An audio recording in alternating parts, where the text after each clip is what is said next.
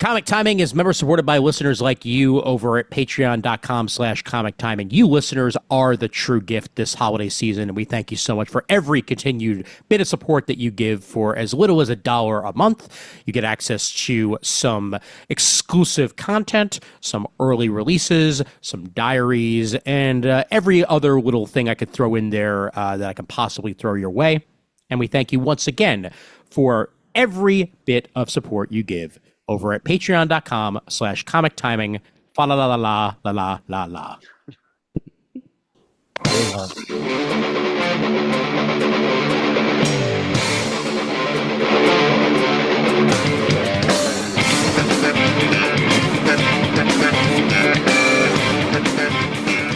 Hey there, folks. My name is Ian Levinstein, and welcome to episode 237 of Comic Timing.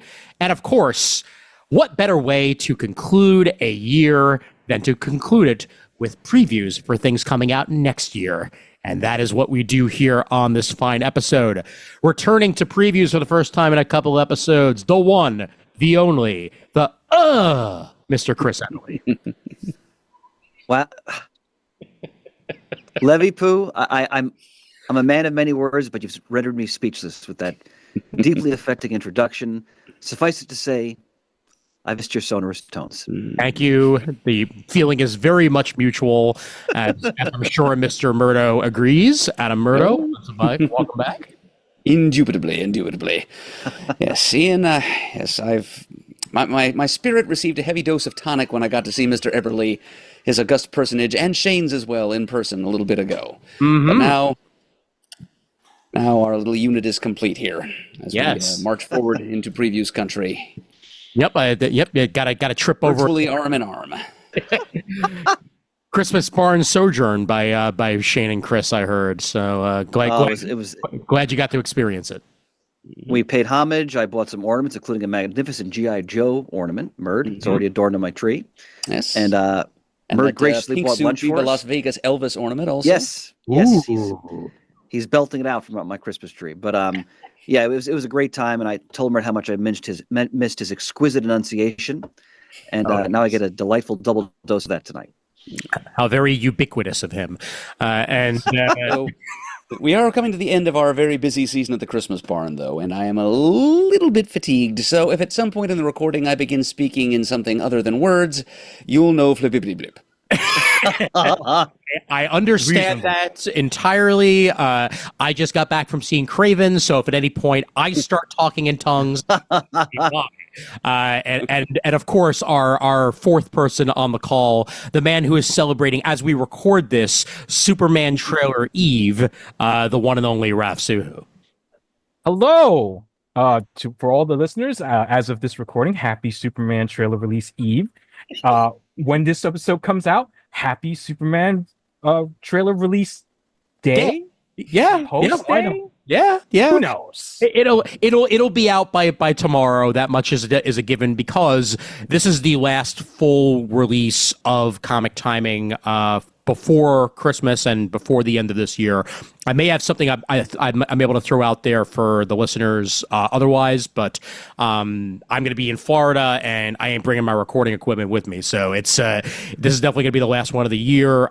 For that matter, hope everybody enjoys their holiday season, has a festivus, an enjoyable Christmas, and a happy Hanukkah, which will be coinciding with Christmas this year, of all things. And it'll even be on Murdo Eve as well, as Hanukkah ends on January 2nd this year. So you'll get you got Hanukkah and Murdo birthday on the same day. Go figure. It's not too late to send those cards. Yes, indeed. Well, very much looking forward to that, and looking forward to discussing previews on this fine day. And I'm also very happy that Image finally put a number on their previews catalog.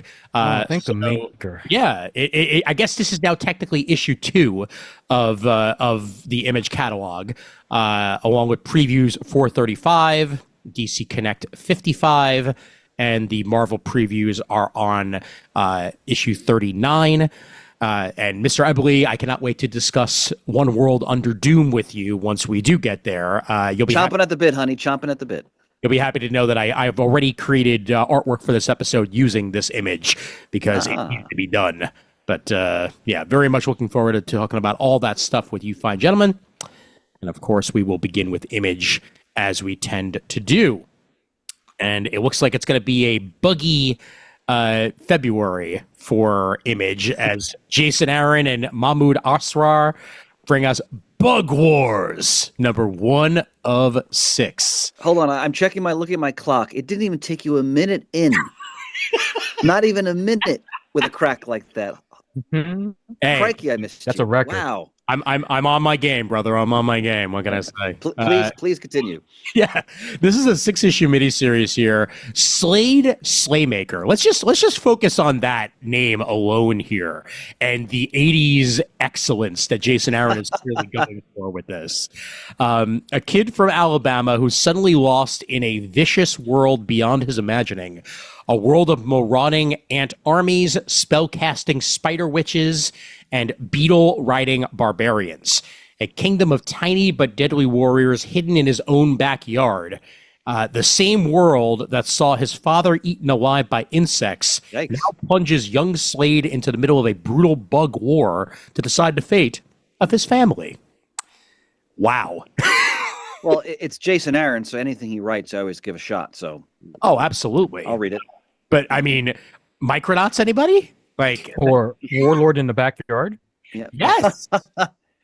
Oh, my God. Hey, the Micronauts' first Earthbound battle was in someone's backyard. Mhm. So Exactly where my brain went. Yep. So this is oh my God. The artwork on this, 100% 80s toy property. You are correct. absolutely. Picture Also like a chorus of reminds- testosterone-heavy actors shouting, Bug Wars! Also reminds me, speaking of 80s toilets, it reminds me of the probably the little remembered sectors. Oh, yeah. Oh yeah. Yeah. Of course, all of you I fine vaguely folks know remember about it. those. Aren't they part of the Oni's Nacelle-verse now, the Sectars? Oh, I don't know. I think they might be actually. Yeah, I vaguely remember hearing that as one of the properties involved with that when we discussed it on previous previews. So, but man, Asrar throwing out some damn fine artwork here and a whole bunch of green blood goo. Yep. So, yep. Find that out on page 1 of the image previews, and then for more bugs, The Hive by A.J. Lieberman. This is a very different type of bug, but Mason Shaw is no one, a worker bee. All that changes when he crosses paths with a few stragglers trying to stay one step ahead of a queen with immense powers who is determined to control her hive no matter what, who she has to kill. Welcome to The Hive. That's available on page 8 right there. Really interesting cover. Mm-hmm. Yes, it So it is. makes you want to know what's going on here. So, Yeah. Dead bees and gunshots. yep. And a couple of preview pages. Again, gorgeous preview pages on the following. Oh, look at that sky with the sunset. Oh my God. Beautiful, beautiful stuff. And just for you, Murd, we're still in horror because we never get away with it. Yep. But it's also love. It's romance. Mm-hmm. It's Valentine's Day's turn to have some horror invading on its love. Mm-hmm. Creep Show and Love for February. Mirka Adolfo, Patrick Horvath, and Yul Pyong Oh, bringing us some romance and creep show combination here with this one shot on page 13. I think my favorite is the Paranormal Puree invite you to the zoo for the worst date ever in Avenger. Nicely done. All right. Further along we go. Monstrous is hitting issue 55 on page 16. As That's a title I have to get back to. I fell off that, unfortunately. Great book. it definitely had a little bit of a break, and now it is coming back with this 55th issue. So they pulled a saga and disappeared for a few months, and now they're back at it again. So I was but a humble retail employee when that series started. I remember we had Marjorie for signing the first trade. I think I have a copy signed somewhere. Very nice. Speaking of returns, Radiant Black returns in February as well on page 19, issue 31, as a new era of Radiant Black begins, as Kyle Higgins is now the co-writer along with Joe Clark for this, wondering if he might be transitioning over to creator and not writer at some point, as he does have a lot of stuff on his plate. But for now, he will be co-writing along with Joe Clark as of issue 31 with Eduardo Ferragato on the artwork chores. Behind on that as well, but consistently one of the most exciting superhero comics on the stands, one of the most fresh, one of the most innovative. Yep, absolutely, and we will have more to say about that in the future. Indeed, we will. Mm-hmm. Some of the free comic... Yeah, for some of the free comic book day stuff being announced here by Image. There will be an Energon Universe free comic book day special, a I Hate Fairyland Once Upon a Time special by Scotty Young, and Transformers Worst Butt Ever 2025 special. Featuring Ballpoint, the Decepticon who I assume becomes a pen. You know what? You're right. That is the worst bot ever. That's that's Underwhelming. Not that useful, but what are you gonna do? Slightly more useful than a tape. All right, and we're into the ongoings. Mention GI Joe issue. I just want to point out, I just read, sorry to cut you off there, Ian, but my enthusiasm got the best of me. Oh, go ahead. I just read issue 1 of the new series last night. And I've been reading most of the miniseries leading up to it: Destro, Cobra Commander, Duke, Scarlet. If you're a GI Joe fan, don't be put off by the fact that this is a new interpretation. This is really fun. Mm-hmm. The first issue was gripping. It takes you on unexpected places, but yet it retains the essence of the characters. If you want to get on the ground floor for a new GI Joe book, highly recommend this. Excellent. And in this one, the race is on. Both Cobra and the Joes are in a deadly contest to retrieve Cybertronian tech first. Meanwhile, Joe learns Cobra Commander's secrets the hard way. Oh boy. And speaking ongoing, issue 314 of G.I. Joe Real American Hero on that same page 27. And that's the ongoing Larry Hama story that started all the way back in 1982 from G.I. Joe 1 Marvel Comics. Again, if you love the Hama run, you start reading this, you're going to be home. It's fantastic. Absolutely. Performance review and Ice Cream Man number 44. I just have to ask, because that was, Raph, that was great, because I haven't been on a while. Are they just like unhinged outbursts now on the show periodically? Mm-hmm. Yeah. Oh, yeah. No. Good. Oh, yeah. Excellent. Record with me more, and I will make the weirdest connections to things, and I will speak them out loud. Mm-hmm. All right, it's good to be here then. In the very early days of comic timing, Chris, there was an episode where Raph said, "My parents are dead" so many times that I ran a contest, and whoever sent me the amount of times that he said it enough won a prize. That because he was loopy and on zero sleep and just Batmaned out the entire episode. So. I think it was like around the time Dark Knight came out, and it was definitely like a super show type of deal, like a convention type of deal. And I didn't sleep the night before at all. I do remember being out of my mind, and that was just like just the only phrase that would come out of my mouth. Let me just pose a question, because I'm a little concerned at the moment. Yes. You were not having a breakdown because your actual parents had died. No, both of them were alive at the time. You were just talking about Bruce Wayne's parents. Yes. Yeah. No, I was just channeling. Just checking. No. They were both alive at the time. So okay, let's proceed. Yes. Ice Cream Man number 44, performance review. Clearly, we have failed ours, but page 30 for more Ice Cream Man goodness. Mm-hmm. And we'd like to thank our patrons for not giving us performance reviews. Yes, very much so. All right, moving on a little bit more. Mostly ongoings in Image, but I will mention issue 2 of The Seasons by Ricklemania. I know we mentioned issue 1 last month. And this has me very intrigued. So page 37 for the second issue of Remender's new seasons. And there was no saga, correct, honey? I don't think I saw it. No saga. No. Okay. Yep. The most recent story arc wrapped up, I believe, October? October. Yeah. So they're doing one of their Yeah, usual breaks, and they'll be back in a few months. All right. And yes, Transformers issue 17. I will mention this as it features the debut of an all-new spoiler character. So they ain't gonna tell us who it is, but it will feature a debut of a new character, probably an existing character, but it'll be a new one nonetheless to this particular Transformers book. And thanks to the world of Secret Santas, in one of the Secret Santas I was a part of, I am now the proud owner of Volume 1 and 2 of the new Transformers. I'm very much looking forward to catching up finally. Say, aren't Great series. Image supposed to be coming out with a big chunk omnibus reprinting of the old Marvel Transformers series at some point, aren't they? Yes, that is correct, Murd. Yes. Yep. Yeah, because they were doing that for G.I. Joe, and I got the first volume of that 1 through 50, and the joy of reading those stories in quick succession was like going home again. Plus, Murd, it's a very the way they packaged it, it's very manageable. Even Shane would like it. Good to know, because I've been on a Transformers kick lately, this being the 40th anniversary and all, and I'd very much like to read that early Marvel stuff. Mm-hmm. Yep, absolutely.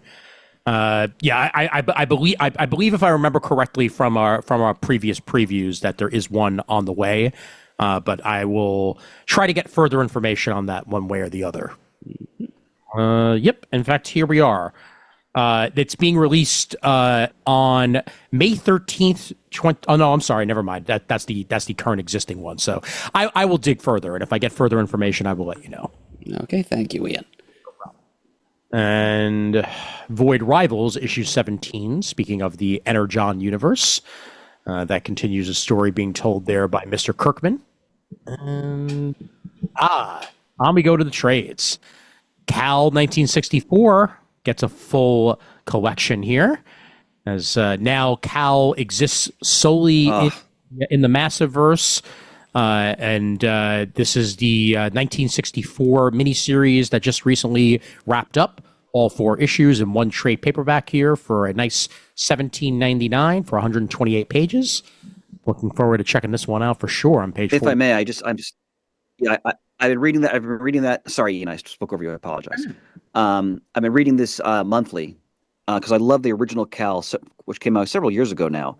Again, a super union trying to establish itself in Chicago in the 60s. The attention to historical context is fantastic. And if you love political intrigue, this is I can't recommend this book enough. Again, Kyle Higgins is such an outstanding writer, very consistent. Absolutely. We also get Andy Samberg's The Holy Roller collected in full trade paperback.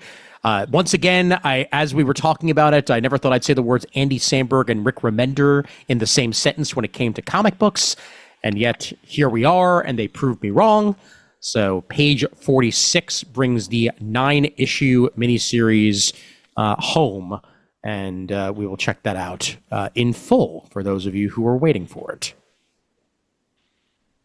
But, of course, here's the Vault Edition that everyone was truly waiting for. Yep. Collects 4 issues of Youngblood for the amazing price of $150 because it's black and white and it's oversized, so they can charge that much. Gotta skip that. Mm-hmm. And how? And not a foot in sight. Nope. No. Waiting for that, Murd. Be had. They are almost there, but they're hiding right behind the horizon, exactly where they belong. Page 47 for any of you folks who are huge Liefeld fans and want to spend a large amount of money on him. On we go to, of course, something that needs to be mentioned, a brand new printing of Criminal, the Dead, and the Dying, Volume 3 by Brubaker and Phillips.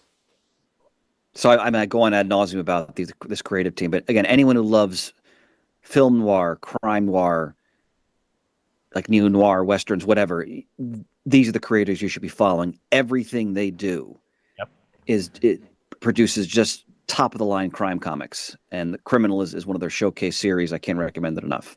Absolutely. Page 51 for that. And continuing the 6x9 Invincible trades on page 53.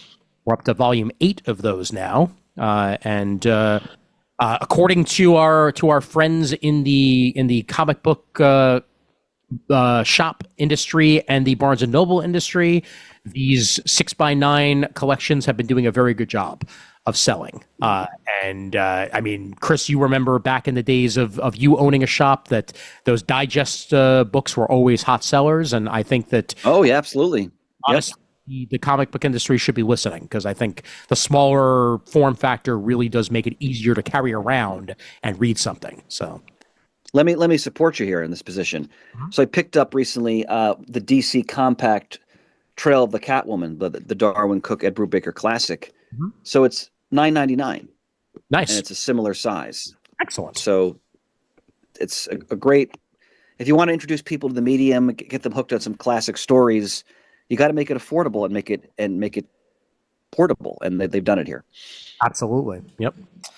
Well, it is indeed that for Invincible fans on page 53. And most Public of domain. 54, yep. Yeah.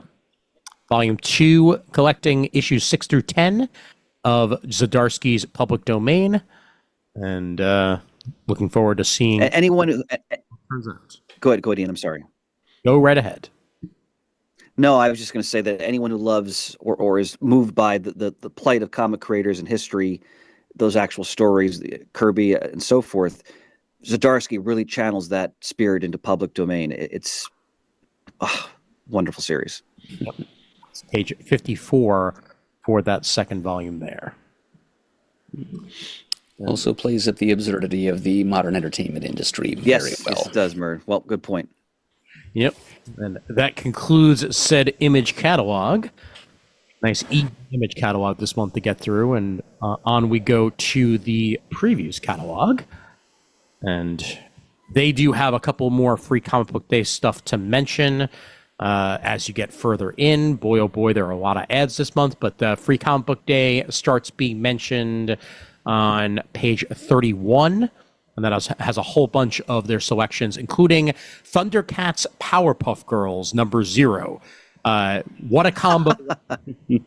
Yep, that's the selection, one of Dynamite's selections this month on page 32 for the free comic book day collections. Now that is a crossover that I would actually pay money to read, but lucky me, I don't have to. There you go. Very true. And a Speed Racer #0 by David Paposi and Mark Russell. Wow. Mad Cave Studios.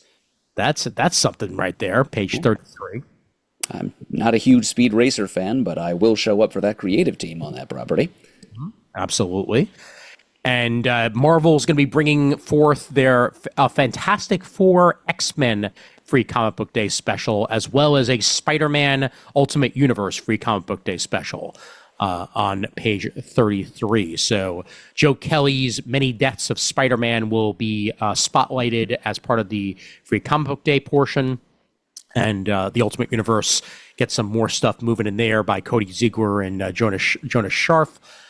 Plus Fantastic Four, Ryan North and Colin Kelly, as well as Humberto Ramos and others. Humberto Ramos doing Fantastic Four. That is amazing. Been a while. Does not happen very often. Oh, look, and Kelly and Lansing have a story. Kelly and Lansing, the Kyle Higgins of Cullen Buns. Yes. They are everywhere you want them to be. That is 100% the case. They're producing outstanding Star Trek stories. Yes, I love the Star Trek one. Yeah. Check out this Fantagraphics free comic book day on page 36, Lost Marvels free comic book day special. This is a sampler of a new Lost Marvels comic featuring stories by Chaykin, Neil Adams, Tom Sutton, Roy Thomas, and Barry Windsor Smith. Wow. Marvel comics like Tower of Shadows and Marvel Premiere. Very, very. Oh, Murd. I'm palpitating. Are you? A little bit. Yeah. Yeah, Marvel rarities, but showing up in a place other than Marvel. Yeah. Unusual, but we'll take it. Yeah. What's exciting about that is like the Marvel premiere book, one of the many Marvel sort of house titles of the 70s, the Bronze Age, where they would try out new characters and have, multiple stories. I'm really excited to see what they put in there because a lot of great creators sort of cut their Marvel eye teeth on those house books. Yep. Absolutely. Yeah. And right underneath that, Raph, something for you out of IDW, Godzilla, the New Heroes free comic book day special. Really quick, I just want to point out right above it, the very whimsical Hulk Teach by Jeffrey Brown. Good call. Yeah. It looks like a lot of fun. But Godzilla New Heroes, yeah, it looks like IDW is really doubling down on the Godzilla property because I have a couple of Godzilla number ones later on to talk about. Nice. Let's see. The first look at IDW's new Godzilla universe, Godzilla the New Heroes FCBD 2025 features an original 10-page prelude to new IDW Godzilla continuity, as well as preview pages for other books set in the new Godzilla shared universe. Yeah, they're really good because I'm really happy that Godzilla now has a place in American pop culture that isn't just like this kitschy little corner. But there's always this danger of it becoming, Fast and the Furious or any other major American property where it's overexposed and torn to shreds and beaten up and just commercialized to the point of God, this got bleak. Holy mackerel. It's not going to happen. I'm going to be happy about it. Good. I don't think IDW is going to do that. Yeah, but I am concerned about other places. They're not Sony and Spider-Man, so it's fine. But that's what I was thinking about. Since you had to go and see Craven right before this, you put it in my mind, and now my mind's polluted. Mm-hmm. Yeah. Did you know that he totally lives in Russia? That you could tell because they mentioned it a lot. Anything to make up for IDW's shitty new logo, like as long as they're comics that are good, then that's what matters. Thank you, Ian. That needed to be said. Yes. Mm-hmm. My God, it looks like it kind of looks like NW, even when it's done right. Like for the dark logo, it's a little bit more palatable, but it still doesn't look like a D, and it never will. It looks like Upper Deck created a new logo. You're right, actually. Yeah. Page 36 there. Oh my God, look at this cover here for Mark Spears Monsters #0. Wow. That is something special right there. And that's on page 37, and a bunch more free comic book day stuff to come as well. So just do check that out, and obviously there'll be a tons more where that came from. We go to including, by the way, and I just spotted an FCBD by Will Eisner. Ooh, actually, okay, I'll go. Which is very exciting. I just caught a quick glimpse of it. Okay. All right. Well, either way, here we are. Yes, page 38. Yeah. NDM. Will Eisner, a comics biography. Interesting.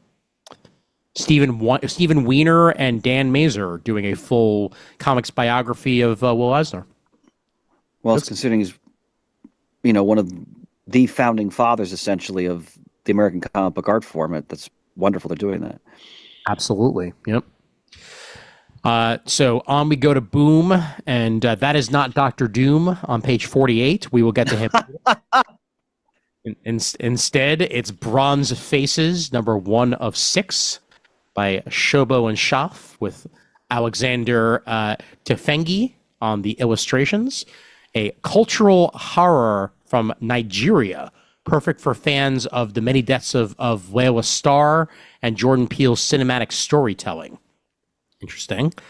As I zoom in a little bit. That's good company to be in. Yes, it is. Got to zoom in a little bit more because, as usual, they've used a horrible font for Boom, and I can't read it.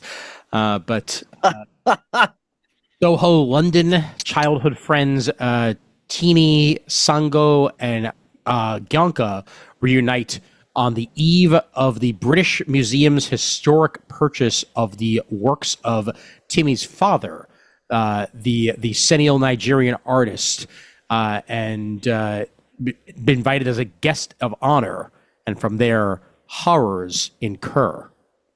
So Bronze Faces, number 1 of 6, available on page 48. Interesting stuff and very, very nice artwork to go along with it. Yeah, those character designs are fantastic. Yep. Almost a Chaykin flair to the artwork. Yep. Very nice. And The Graveyard Club by R.L. Stine, written by R.L. Stine, gets its first issue. Over 250,000 copies of R.L. Stine Boom titles sold so far. And this is the next chapter in R.L. Stine's comic book legacy on the titular page 52. So, Graveyard Club, Fresh Blood, number 1, R.L. Stine, Carola Borelli. This is interesting. A Vicious Circle by Matson Tomlin and Lee Bermejo. Yeah, Lee Bermejo. Man, wow. That's available both in direct market, retail exclusive hardcover, and a standard hardcover. So you get a full hardcover of the 3-issue of Vicious Circle, available on page 54 in multiple hardcover forms. And that is the way to read anything with Lee Vermejo artwork, as it's going to be gorgeous. Speaking of Lanzig and Kelly, the Complete Collection collects their 12-issue Joyride series, illustrated by Marcus Toe on page 60. Gleeful mix of the thrill and exploration, the importance of friendship, and the fight against authoritarianism, with a cast of wild and gripping characters, human and alien alike. Let me tell you, their story writing chops on the Star Trek title is so strong that I'm willing to give anything they write a chance right now. Absolutely. Yep. I'm in agreement. Like this cover here for the complete collection of Slam. So this collects Slam 1 through 4 and Slam the Next Jam 1 through 4. Fresh meat orientation to becoming leaders on and off the track follow Jennifer Knockout Chu and Maisie Can Huff on their journey to roller derby domination. 8 issues of roller derby comics for you on page 61 while we're at it. Oh, wait, go back for a second. I'm sorry. Of course, sir. A Peter Milligan scripted book is always worth checking out. Mm-hmm. I'm not familiar with this title, Profane, illustrated by Raul Fernandez, covered by the great Javier Rodriguez. Looks like it's a crime noir detective story, so I'm going to get it. It's Peter Milligan, so that's probably enough. Yep. 5 issues there, and it definitely noir by the cover type and the movie poster-esque cover by Javier Rodriguez to go along with it. So, page 62 for that. Uncanny Valley, issue 8 of 10 on page 66. Tony Fleeks and Dave Wachter continuing their Uncanny Valley series. And we are now 2 issues away from its completion once this 8th issue is out. So check that out on page 66 if you've been following it. And otherwise, a couple months from there, you'll have yourself a collection. Garfield Family. Ryan Estrada, Sarah Graley, and Brandon Team, with artwork by a whole bunch of others like Axer Aeneas, Sarah Graley, and Matt Frozer. But this collects the 4-issue Garfield series that came out, inspired by the 2024 film, on page 73. So if you're looking for some Garfield action by different creators, that is there for you. On we go to Dynamite, and this is not a drill. The Hercules are back. How about that? Dynamite going to the old school Hanna-Barbera well once again, and returning the Herculoids in comic book form with some very attractive artwork to go along with it on page 79 here. All strong. I haven't thought about the Herculoids in a very long time. Nope. Not since early Cartoon Network, when they would show a whole bunch of old school Hanna-Barbera. Have I not thought of the Herculoids? Yep. Always dug their designs though, and I love those rock creatures. Like, it's all I believe we have Alex Toth to thank for all of that. very much. Murd. Yep. Well Good done. call out there, Murd. Yep. 79. And, of course, a Mike Mignola variant cover for this first issue on page 81. My, oh, my. Which is terrific. Ah, so good. All right. Darkwing Duck gets its new issue 1 by original series creator Tad Stones. Oh, no, I'm sorry. It's Daniel Kibblesmith. Now, the cover is. Yes, there we go. That would be why. Thank you, sir. Daniel Kibblesmith is on the writing chores with Ted Brandt and Rose Stein, beginning a new Darkwing Duck series by Dynamite on page 85. We got some Electrovolt action going on. Yep, and it's going to be something of an origin retelling, although plenty of room for interpretation because, as we're told here in the blurb, an unreliable narrator is better than no narrator at all, and Darkwing's ego is it's a narrator in itself. So we're going to get yet another of his takes on how his crime-fighting career got started. Yep. Tell the whole possibly embellished story in this unauthorized and unorganized autobiography. Love it. Page 85 for that. Great artwork. Oh my God. Oof. Yeah. Oh, wow. That is something else right there. Ted Brandt and Rose Stein knocking it out of the park. And I'm tempted. I'm gonna whiff though. yeah, we I'm mentioned so tempted. we mentioned the return of Silverhawks last month, and yep, they're still returning. This is the second issue of the not Thundercats, but Silverhawks, and Dynamite's doing a great job of bringing these properties back. And let's see if there's enough of a desire for Silverhawk comics to keep this rolling and past the miniseries here. But page 91. Pretty sure I had a Silverhawks figure or two when I couldn't find Thundercats figures when I was a kid. I sense a bit of disdain in your tone here, honey. Not even disdain. It was like okay, let's use all the art assets we used for Thundercats, but instead they're hot. Roll with it. Print it.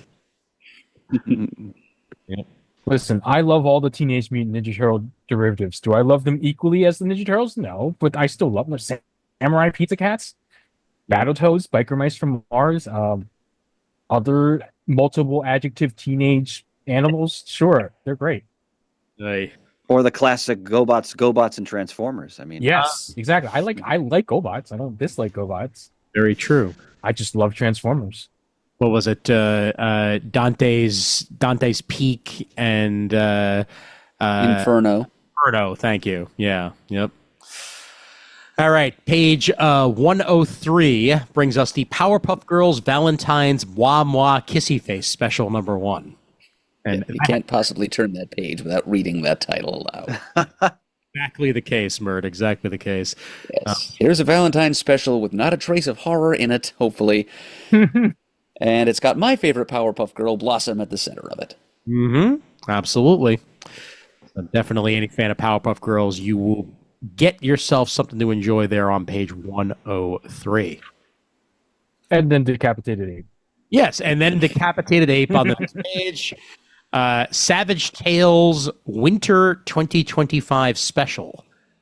So you get a whole bunch of stories thrown in there in one one-shot special of Savage Tales. Action, romance, giant snakes. Savage Tales has it all. That headless cover is very much in keeping with the spirit of the original Savage Tales released by Marvel. It's one of his first black and white magazines, which had a stunning, I think it was John Buscema painted cover of Conan holding up a bleeding head with a scantily clad woman at his feet. It was pure early 1970s. Nice. Page 105 for the full solicitation, and you get a couple of preview pages to go along with it after that. And we're just about out of Dynamite here, as the rest of this is all kind of ongoing at this point. Terminator number 5, I will mention just that, again, it's Declan Shelby doing Terminator, and I've heard very positive things about the first issue that came out a little while ago. So page 119 for issue 5 of that, and a excellent... He seems to be doing a Terminator in Nam story, which is pretty cool in itself. Yep. Yes, 1961. Yeah, fascinating. Great cover there for Thundercats number 13 on page 120. And we're going to go through Titan real quick, and then on we go to Marvel and DC. The Barbarian will have a free comic book day issue, and that is mentioned here on page 128. Jim Zub. Yeah, Jim Zub has been just doing tremendous work on Conan. And they have Roberto De La Torre coming in here, who did the first, what I would consider already classic run of this relaunch of a couple years back. Again, for me, this is one of the most exciting books on the stands month after month. Mm-hmm. Yep. And this is the Scourge of the Serpent being teased here. It says, look out for issue number 1 in the July 2025 previews. Page 128, nice look into what is to come with that. But most importantly, a gem of the month for many reasons, and it needs to be mentioned, the Loose End number 1 of 4 by, of course, our good friend Dave Dwanch, with artwork by Travis Himmel. Begins a 4-issue 90s crime drama homage. I am so in on this, it's not even funny. Well, look at the inspirations: Desperado, Swingers, Heat, and Reservoir Dogs. Yep. I mean, those are really big shoes to fill. So I have high expectations here. Absolutely. Yep. Tied up, tortured, and thrown into a world of chaos. Get ready for the wildest ride of your life, and it will most definitely be wild. And with Dwanch behind it, so the Loose End begins on page 130. Great preview pages to go along with it too. Titans giving him some good chops here for throwing in preview pages while we're at it. This is going to be some good stuff for Dwanch. I hope it really works out for him. Yeah, I got the cover B. Nice. I just had to open up my order just to double check which one I got. And we're up to Omnibus Volume 11 of the Savage Sword of Conan on page 134. Some Great black and white material.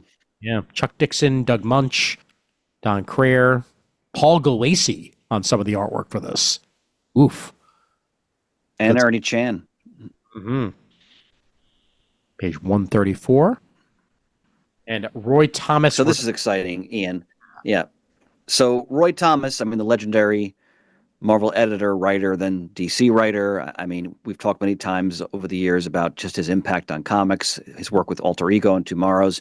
One of the many paths he sort of trailblazed was he bringing licensed properties to Marvel in the early Bronze Age, and he acquired from the Robert D. Howard estate Conan. So the first time Conan appears in comics, it's that legendary run where he's writing and Barry Windsor Smith is illustrating. And so the fact that Thomas is returning to a character that, let's face it, he basically made what he is today in terms of the modern era. I mean, Conan was a pulp character from the 30s. And Thomas really helped, resuscitate that character and introduce him to a new generation of readers. So I'd argue there wouldn't be the Conan the Barbarian movies probably that came with Schwarzenegger without these comics.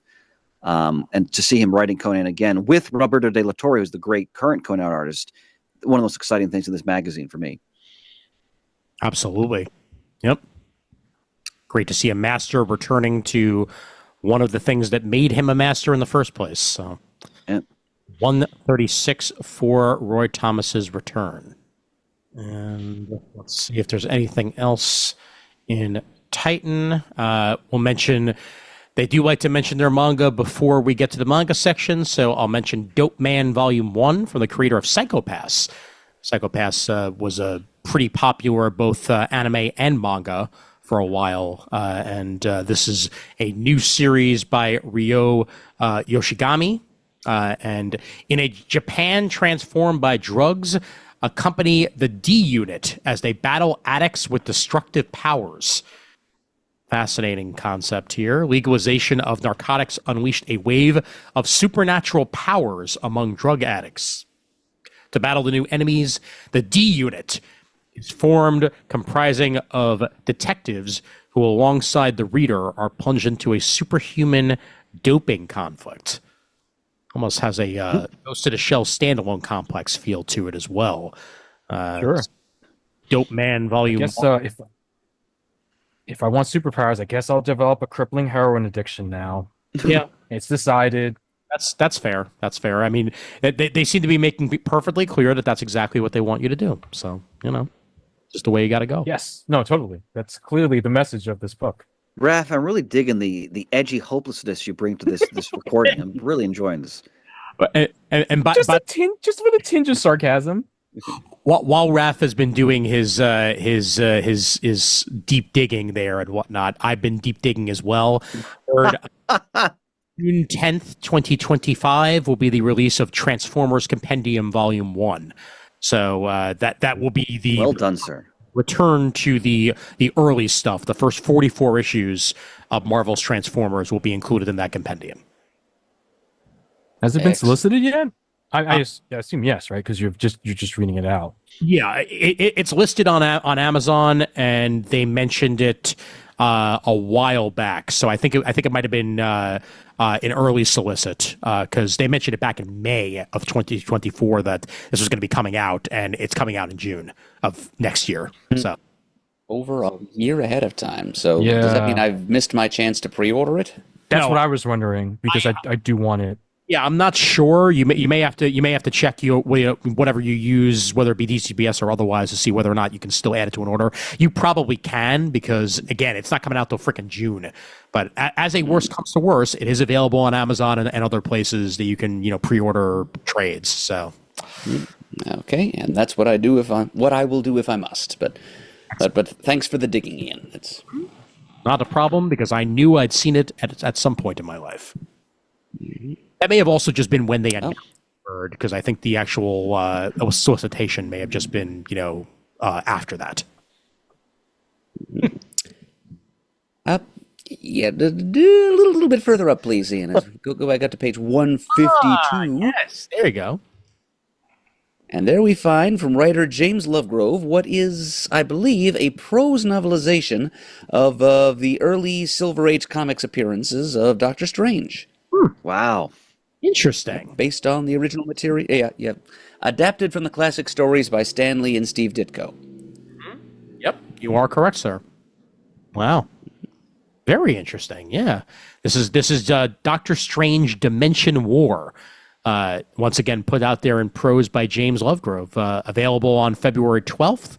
On sale, the pre-discount price of $17.99 on page 152, and it looks like it's going to be 304 pages worth of content. So, And no doubt that means the return of the Dread Dormammu. Thank you. I had to be hyperbolic for a moment. Of course. 152 for that. And then some really cool looking Doctor Who shirts on 153 and 154 and a bunch of other shirts too that I will not pay attention to because I don't need any more shirts. All right. Let me skip over. I saw there's some Sutek t-shirts from the only Doctor Who serial I ever saw as a youth. Nice. Pyramids of Mars. He was the overarching villain of the most recent series too. So they revived him. Nice. I watched it. Page 1 gives us issue 4 of Justice League Unlimited. We are in a DC Connect now. Wade and Mora continuing their Justice League Unlimited run.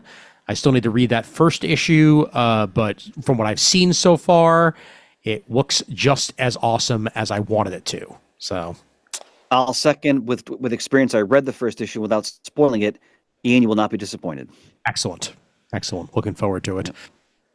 But that's available on page 1 there. And Zdarsky's Dying City concludes in an epic, oversized fashion there on page 2 with Batman 157. Zdarsky, Jimenez, and Tony Daniel also on the artwork chores for this.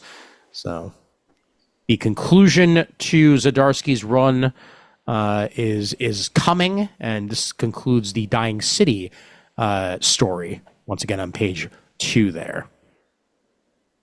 Absolute Batman. Oof. So good. So good. Every expectation I had for Absolute Batman blown. Like, I'm loving. Wow. Okay. Well, that's enough for me to pick it up. I haven't read it. You got to do yourself a favor, man. It's in some ways, and I've said this before, but I'll reiterate. It reminds me of what I loved about the Batmanson movie, gritty wise, but then tells its own unique story on Batman and setup, and like it turns the entire Batman mythos on its head. Oh yeah. In such new and unique and innovative ways. So Snyder continues to know Batman better than most people, and he knows his own Batman here with Absolute Batman. Well worth checking out. Not to mention the artwork is beyond superb. Page 2 for that. And page 3, Superwoman, Lost in Time. Dr. Williamson and Morton. Enough said. Oh, you're waiting all night for that. Yes, I was. Yep. You see that 1 in 25 variant there? If you squint, like it looks like they're doing a variant editions with some old like ad copy. Yeah, I almost got it, but I ended up getting the March variant just for the cheeky little shh. Yeah, the Sonic amplifier variant. Oh man. Williamson and Mora, Superman number 23, and then Absolute Superman issue 4. I did read the first issue of Absolute Superman as well. Once again, thoroughly impressed. Superman Maven, thoughts, opinions, Suhu? I brought it with me to read on the way at Unplugged, and I never ended up reading it. All right. And I just took it out of my bag. It's right here. So I'll probably read it after we record.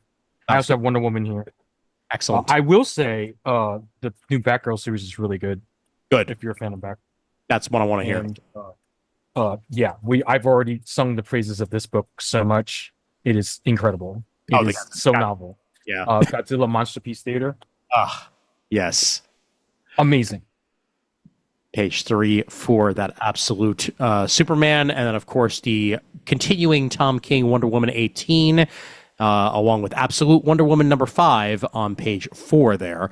Also read Absolute Wonder Woman issue 1, was very impressed by that as well. Absolute knocking me out of the park so far. It really is the ultimate universe for DC. But it's not like the half-ass version they did with Earth 1 back in the day. Like it actually like brand spanking new takes on characters that you know, but enough of the character to remind you who it is and where the story goes from there. Wonder Woman is much more of a magic-based character in the Absolute universe.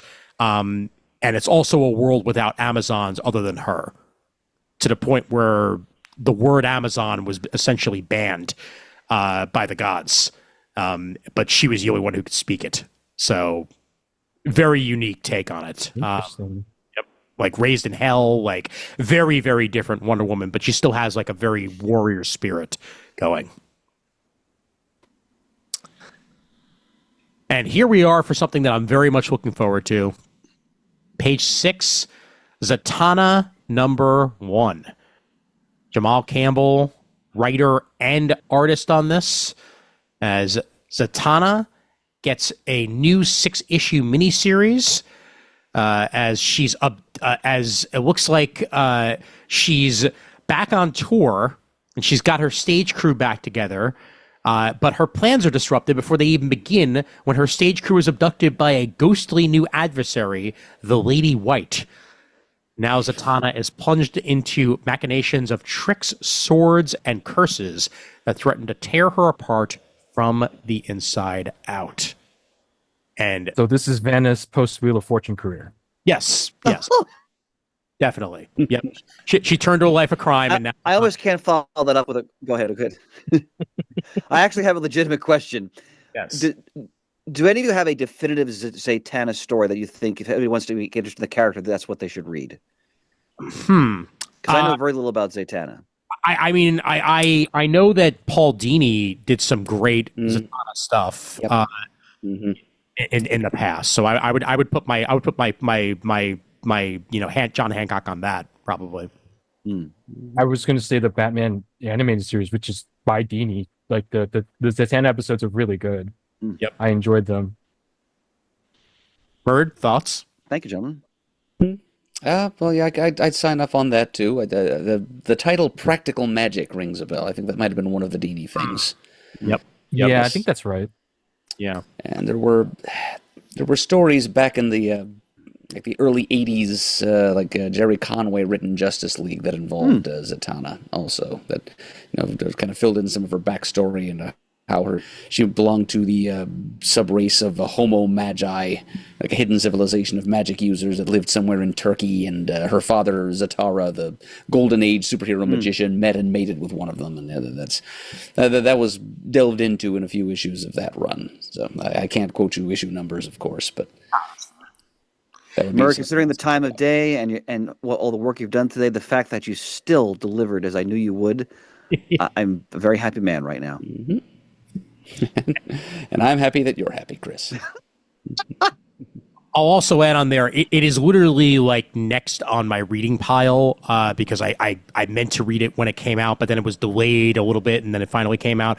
There is a all readers version of Zatanna that came out as a full graphic novel called The Jewel of Gravesend that came out back in 2022.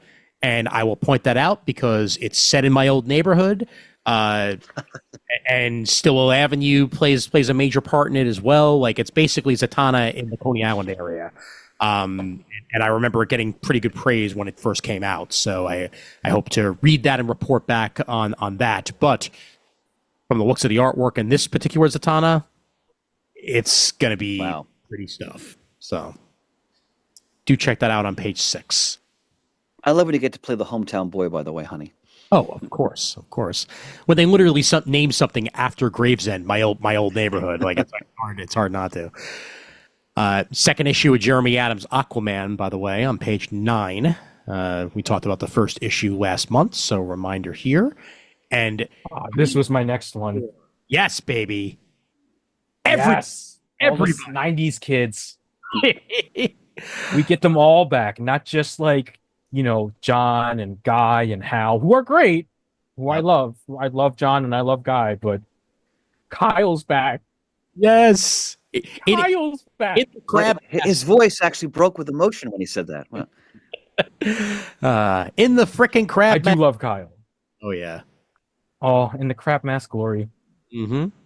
This one's going to have Jon Stewart, Kyle Rayner, Jessica Cruz, Guy Gardner, Joe Mullion, and all your favorite Lanterns back in the most incredible ensemble cast this side of the cosmos.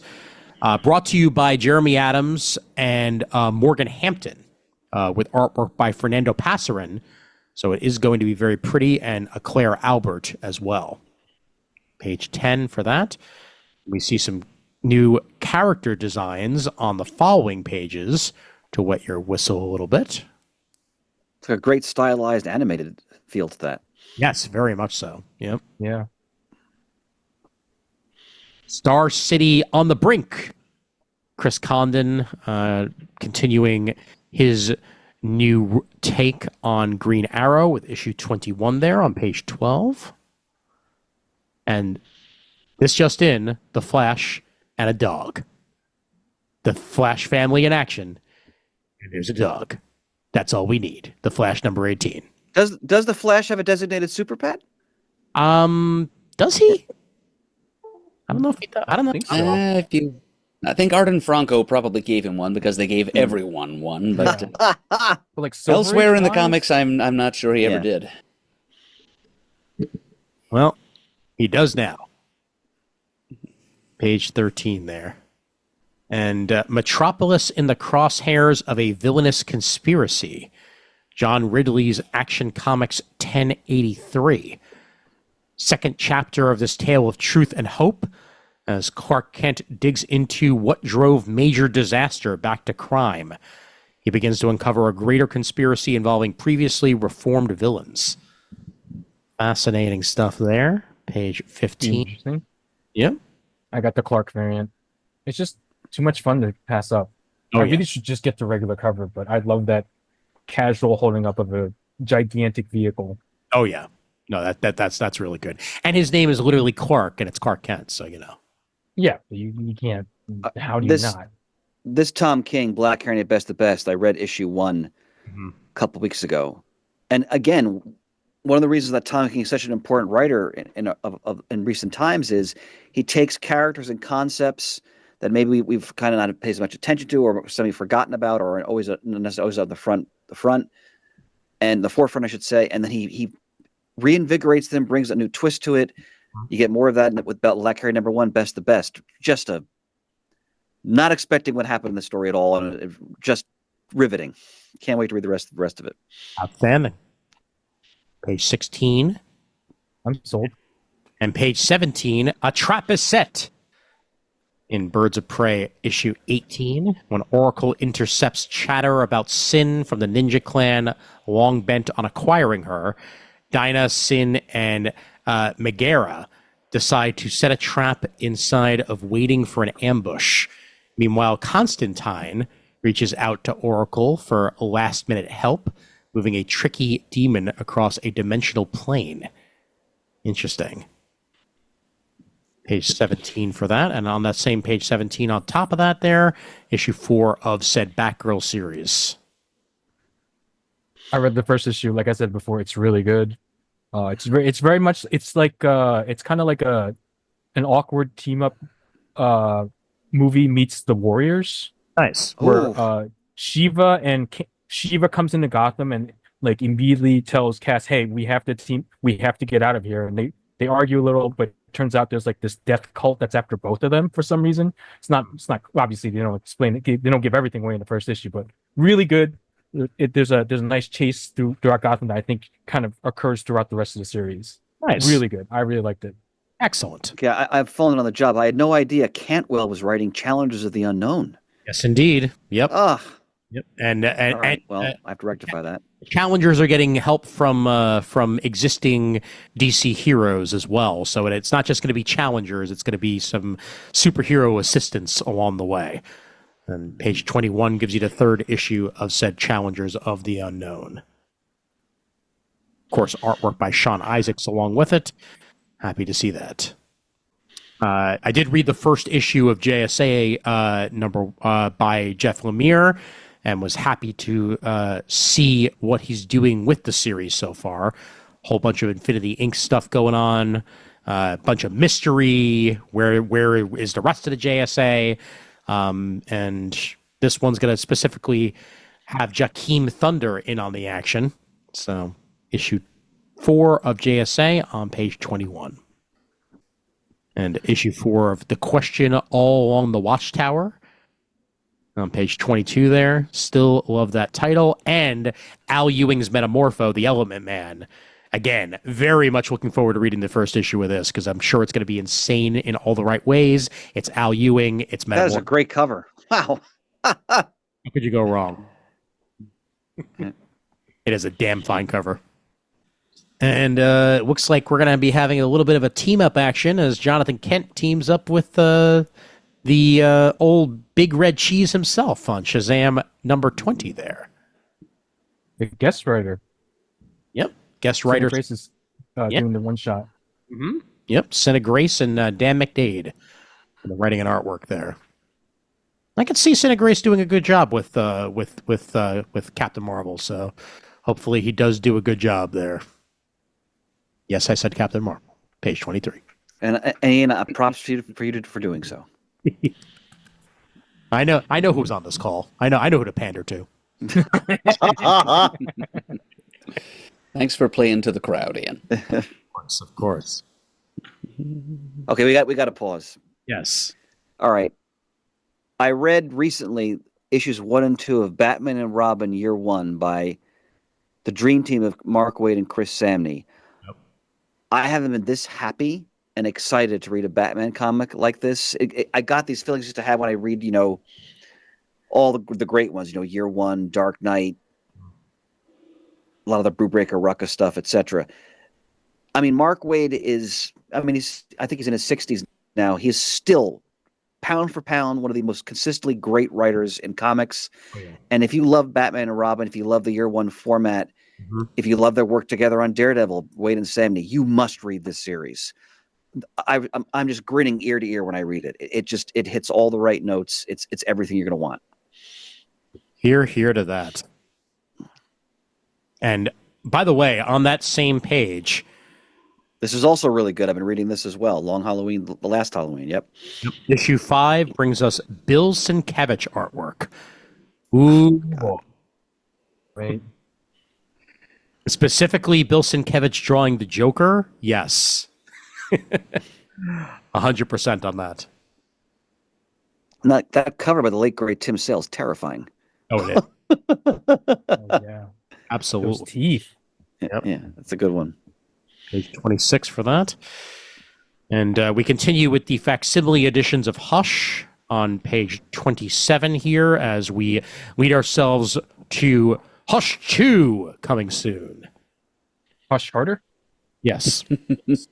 Oh wow. God, you and Ian together. It's even more breathtaking than I imagined. You've made a huge mistake. By the way, whenever I go into my LCS, I go in like a couple times a month usually. I know I'm getting older because now I'm seeing there's a lot of facsimiles on the shelves, and a lot of them are stories that I remember when I was much younger that now have become facsimile editions. It's both dispiriting and reassuring at the same time. Yes, because like I remember facsimiles when I was younger, and it was like, 70s and 80s stuff. I get it. Yeah. Oh, look, giant size X-Men reprint. Now it's like Hush. I was an adult for Hush. I was, what was that, 2008? Yep. 2007? I was 20. It was my early 20s. What are we doing? Why is this a classic? I swear, if we get Identity Crisis facsimiles, I'm just hanging up. Like I'm hanging it up. Done. That's it. I'm going digital only. I'm not buying another comic. Put on your again. bedroom slippers and shuffle off into the sunset. They're right here. I will put them on, and I will go back to my room. Oh my God. Can I point out, by the way, page 31, DC versus Vampires World War V, excellent title, Darkness and Light. Matthew Rosenberg writing this. You have a vampire Wonder Woman teaming up with Green Lantern Alfred Pennyworth. I thought that was Sinestro for a second. So did I. Me too. So did I until I read the solicitation, and then suddenly I'm like, wait a minute. And Alfred, butler of the Waynes, turned Green Lantern. Like, okay, sure, why not? Nobody has a fairer heart than Alfred. So, page 31 for that. And I'm looking. Sorry, I was just going to say second printing of this because it's taking forever to come out, but the last days of Lex Luthor. Well, because we're still waiting on the second issue. The first issue is tremendous. I mean, anyone who loves the Superman Lex Luthor dynamic, Waid again, and it was with Brian Hitch penciling. So Waid has taken this to another next level. The first issue is sensational. I can't wait for number 2. Well, this will also more than likely be, at least for the foreseeable future, I know Hitch has said this a couple times, outside of like the occasional cover, this will be the last big 2 work that Brian Hitch plans on doing for a while, as he focuses on his own. Wow. So, what a way to go out, on a Lex Luthor story like this. Absolutely. So, if you didn't pick it up the first time, it's available on page 32 in reprint form. Working on Lex Luthor? That's a great way to go out. Absolutely. Scooby-Dooby-Doo, where are you? Ah, yes. Issue 132 with Shally Fish. One of the longest running titles in comics. 33. Speaking of Facsimiles. There you go, Raph. Mm-hmm. Oh, okay. See, I was a child. I was a very young child for this, most likely. So I feel a little bit better. Yep. But what about Sandman? What do you think of Sandman? Yeah. I mean, I was also a very young child for that. Here you go, Murd. They're continuing the monthly rollout of Crisis as facsimiles. Mm-hmm. The penultimate title. Almost to the end of the train here. Yep. Indeed. The multiple panel layout there for the Crisis on Infinite Earths issue 11 facsimile. Good stuff. But that's one of the all-time great Batman covers. Yep. Absolutely. Detective Comics issue The Comics 31. Yeah. 35 there. Yeah. And That's the one with the vampire. That issue. this one, Yes. Yes, I Yeah. knew it. Yeah. Yep. and I have it two different ways. it also first And then Neil Adams did a magnificent tribute to this cover in the 60s, too. Mhm. Sorry, Ian. No, it's fine. Yeah. But just the fact that we got essentially our first bat plane in this issue 31. So I have the archive edition from the 90s, and I also have the omnibus. So I can read it whenever I want twice. I love the tone of resignation in your voice when you said that. It's just, well, okay. So the thing is, I recently received the final vestiges of my collection, and if I ever doubted I had 52,000 single issue comics in my collection, I don't doubt anymore. And there's also, that doesn't include the possibly thousands of trade paperbacks and hardcovers I have. And just seeing, oh, I have the archives, and I have the omnibus, and I have the soft cover. Are these being kept in some remote lair? Like, how did you not No, know? they were at, so my parents had a very long time ago, my parents had a fire at their place, so they offloaded some of my stuff to my cousin who had a warehouse at the time. And I have my own place, obviously, and so obviously at one point my mom's like, oh, you're settled, everything's good, right? You have all your stuff. Here's the rest of it before you go through your 20,000 comics or so. And yeah, that's been an experience. I don't know I mean, you can, like, there's a stack of short boxes right there that I haven't even touched yet. oh boy. It's nice sometimes to like revisit things, and sometimes it's like, oh my god, why Hey, so many? well, you know what? This is a good segue, actually. Speaking of libraries, DC's Misfit of Magic. Page Good segue. Thank you very much. As Zatanna is hired by the library to teach the magical kids of the DC universe important things like making friendship bracelets and the tie-dyeing sorcerer cloaks. Pity that some of her campers haven't quite mastered their lessons. So you get another Zatanna story, very much for kids. Matthew Dow Smith brings you the writing and artwork for that on page 36. And the artwork on the following pages is adorable in all the right ways. Yes, it is. Yep. And speaking a giant turtle man. Oh, yeah.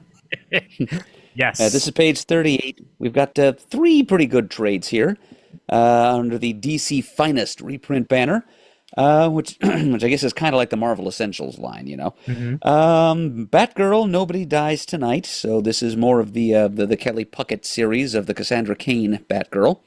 Below that, we have what Chris mentioned, the Superman family, The Giant Turtle Man, which includes Jimmy Olsen as the Giant Turtle Man. And it reprints a whole bunch of Superman family stories from Lois Lane and Jimmy Olsen in 1960 and 1961, plus a handful of others featuring people like Crypto the Superdog and Perry White.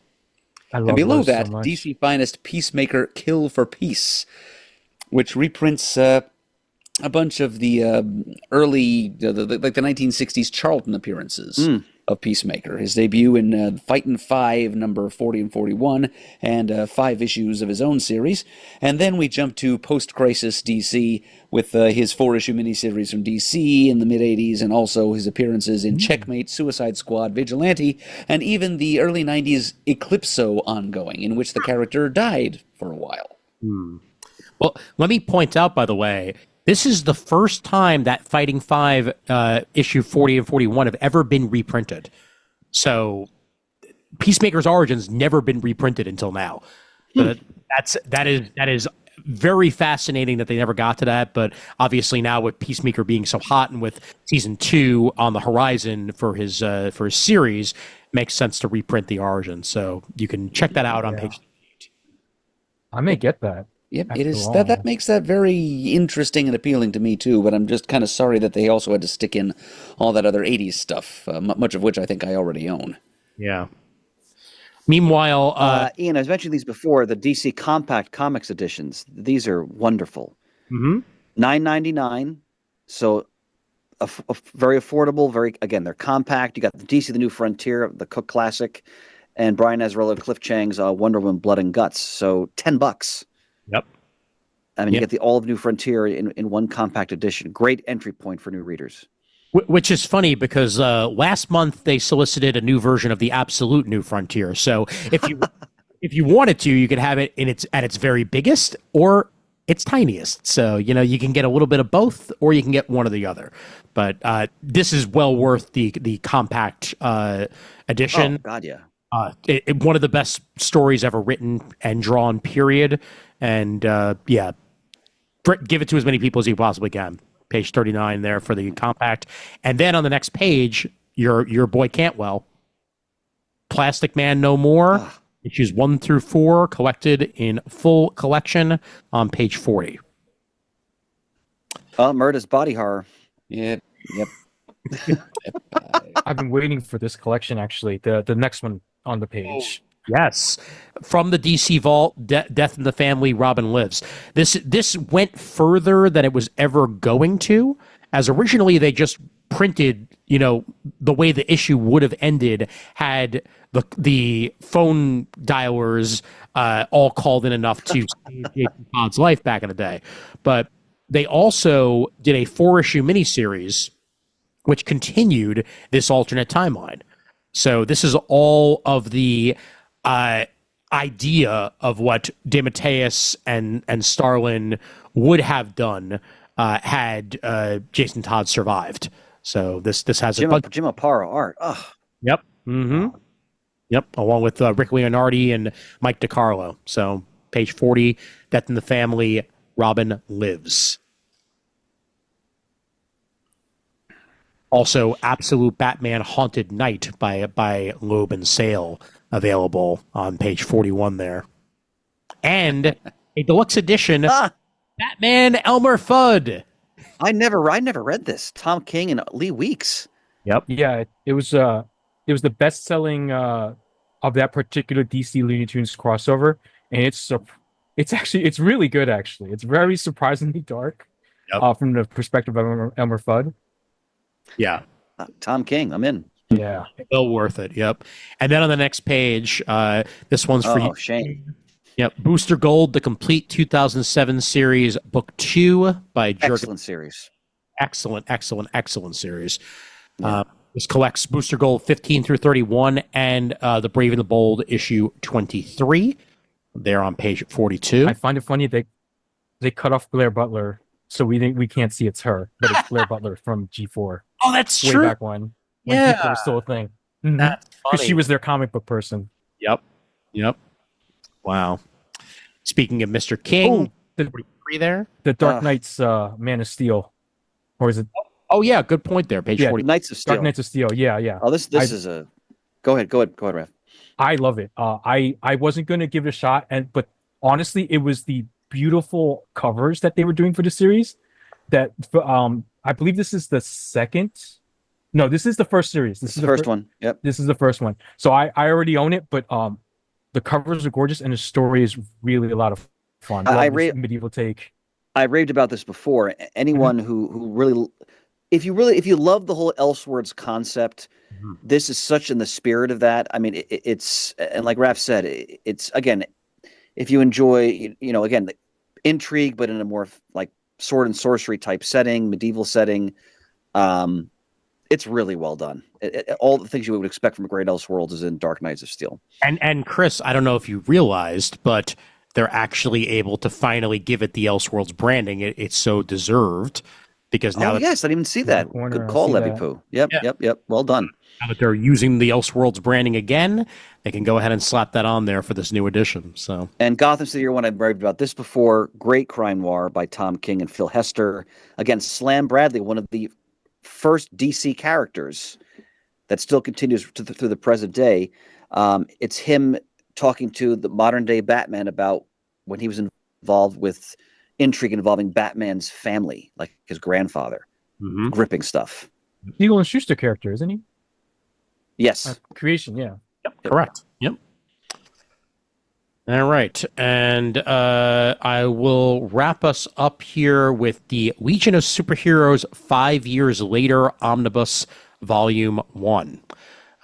Written by Mary and Tom Bearbaum, artwork by the one and only Keith Giffen and Al Gordon. This is offered again, and this brings us a whole bunch of Legion of Superheroes. Issues 1 through 39, Legion of Superheroes Annual 1 through 3, Adventures of Superman 478, and Timberwolf 1 through 5. As this is all about one of the many relaunches of Legion of Superheroes, and this was in particular the 5 years later relaunch. So if you want some further Legion of Superheroes lore in your life, this is worth checking out on page 45. All right, and that is it for DC. And onward we go to Marvel. And I will once again point out...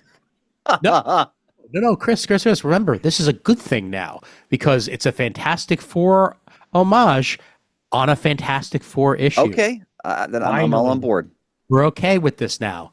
Life is better. They finally corrected it. So... but we will begin us here on this very first page with One World Under Doom. Under Doom. Thank you.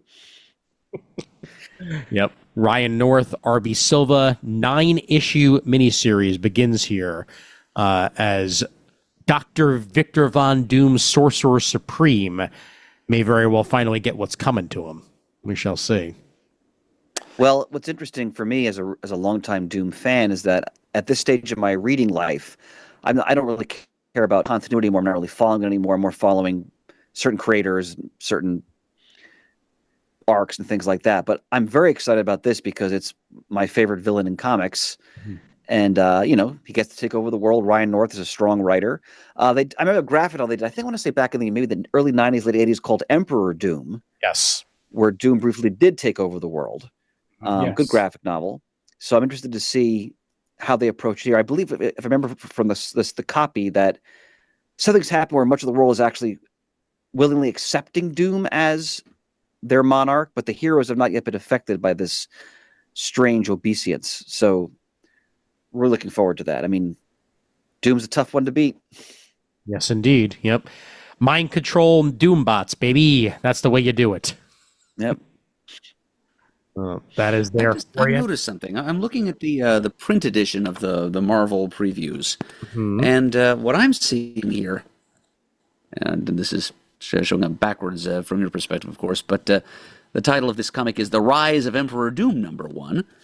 But in the digital version, it says that it's One Nation, or One World Under Doom. Ah, that's right, Murd. I have the print copy in front of me as well. Yeah, you're right. Interesting. Huh. Well, let me just double check my DCBS order. Okay. It's One World Under Doom. Okay. DCBS. Well, there you go. They must have changed it after print, more than likely, because digital copies they can easily Good catch, Murd. So yep. So if you did have a digital, a physical copy, and we're wondering what the hell we're talking about, this is now the name that they're going with here, One World Under Doom. So make sure you have that in your order. I think it's a better one, actually. I agree. Yep. Also, I'm getting tired of titles of the formula, the rise of this, or the fall of that, or the war of the other thing. Oh man, look at the colors on this artwork. Beautiful. Oh man, such good stuff. Oh man, and a lot of impressive variant covers as well.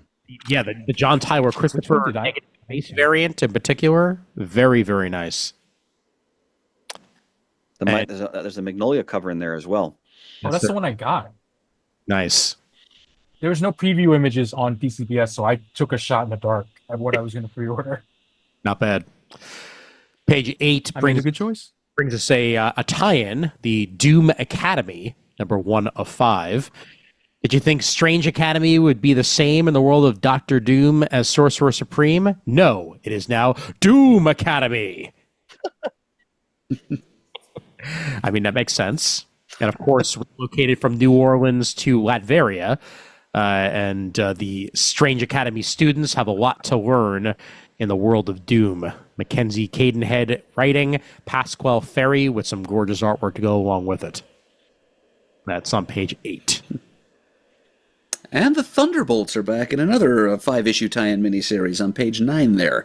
Thunderbolts Doom Strike, number 1 of 5, written by the team of Kelly and Lansing, whom we like, Yes. with art by Tommaso Bianchi, and it's Bucky Barnes and his own little group of T-Bolts, which includes Black Widow and founding T-Bolt Songbird, trying to take down Emperor Doom. Yep. And is that a certain... It's some take on Citizen V, I'm pretty sure. I was thought it wondering was that Mach myself. 5 for a second, but I do see the V on his chest that doesn't... Well, Mach 5? V? I don't know. It does look more like Citizen V now that you mentioned it. It does, yeah. It's the covered face is what threw me because it's not the usual Citizen V mask. So, Yeah. Yep. But yeah, Kelly Lanzig, Thunderbolts, you got me. I'll definitely be checking this out as a miniseries. So, page 9. Yes, I'll add it to my order. I just closed it. And A doomed man. can I point out Mark Brooks? Speaking of a man, a very smart man. Mark Brooks has taken the animated style sketches that he was doing of the X-Men in Disney style. Oh, wow. And he is now doing those as actual paid work from Marvel. So we have a Disneyfied Storm and Forge variant for Storm number 5 there by Mark Brooks. Incredibly smart of him. He's been putting these on the artist formerly known as Twitter and Blue Sky for a while now. And I think even his Instagram. I bought all the variants for all the books I already get. Okay. He got me. Thank you, Mark. Thank you, Mark. You're terrific. He's saying you're welcome because a little bit of that goes to him. So Yes. Raph, is this like a cry for help? Everything I'm hearing here? Or? everything's a I cry. am trying very hard to not go back to my days of spending, way more than I should on comics, because it's been a very long time since I've done that, and now that I'm back in the game, I used to care less about spending this much on comics, and now I care more because I'm an older man now and not in my 20s with disposable income. Oh, everything will be fine. Now I'm 40 and I have to think about these things, and now I'm just a little more angry at myself. Just when I thought it was happening, And so, going back to all the previous episodes of Years Yore that I've listened to you all being on, I sympathize a lot more than I used to. Mm-hmm. When I used to think, I'll just get it, who cares? And now it's like, do I need to get this? Do you need to get X Factor number 7, where for some reason they've put Angel in a Doom mask because Doom. I'm subscribed to it. You can't stop me from getting it. I've been liking X Factor so far. It's an interesting take on the concept. So this is going to have Angel returning to the lead of X Factor in the wake of Emperor Doom. And what does this mean for Genosha? Good questions. Page 10 there. And page 11, the impossible has happened. Of course, my first thought is the Impossible Man from Pop-Up. That's what I thought too, Murd. I was gonna give you the floor there. Yeah. Nope. They're talking about Dr. Doom taking over the world. Unfortunately, it doesn't look like we're gonna have much of the Impossible Man. But where is Richards? Yeah. And we get She-Hulk. She-Hulk and Fantastic Four works for Always me. go well together. Yep. Ryan North continuing his run there on page 11. And for no particular reason, Red Hulk number 1. No reason. We were just like, we haven't seen Red Hulk in a while. Maybe throw it out there. Hey, look, a title coincidentally with Falcon as Captain America. Why ever would that be? I don't know. But he rages No in idea. One World Under Doom in this, guest starring Machine Man. Thank you. And Deathlock. Also, thank you. Oh. Yep. Page 12 for that. Benjamin Percy on the writing, Jeff Shaw on the artwork. Now, Weapon X-Men. Chris Cross. Oh. Yes. Yep. And Joe Casey, for that matter. This sounds great. That's an impressive team. Chris Cross definitely made me jump to get this. It's on I always order. savor his classic Captain Marvel run with Peter David. Oh yeah, series. But can we point out Wolverine, Deadpool, Cable, Chamber, and Thunderbird all being written by Joe Casey? Like, okay, I'm game. I'm game. So in. Yeah. And they got Alex Ross to paint these characters for the cover. Alex Ross used to hate the X-Men, especially in the 90s. Wow. Yeah. Look at that cover. Oh my God. Wow. Oh, he did such a good job with this. Oh, that's outstanding. No regrets. And, weirdly enough, and I don't know if whether it's intentional or not, Deadpool kind of looks like a cross between Liefeld and Ross, but in a good way. If that makes sense. Note that he avoids defeat. Yes, exactly. Well done.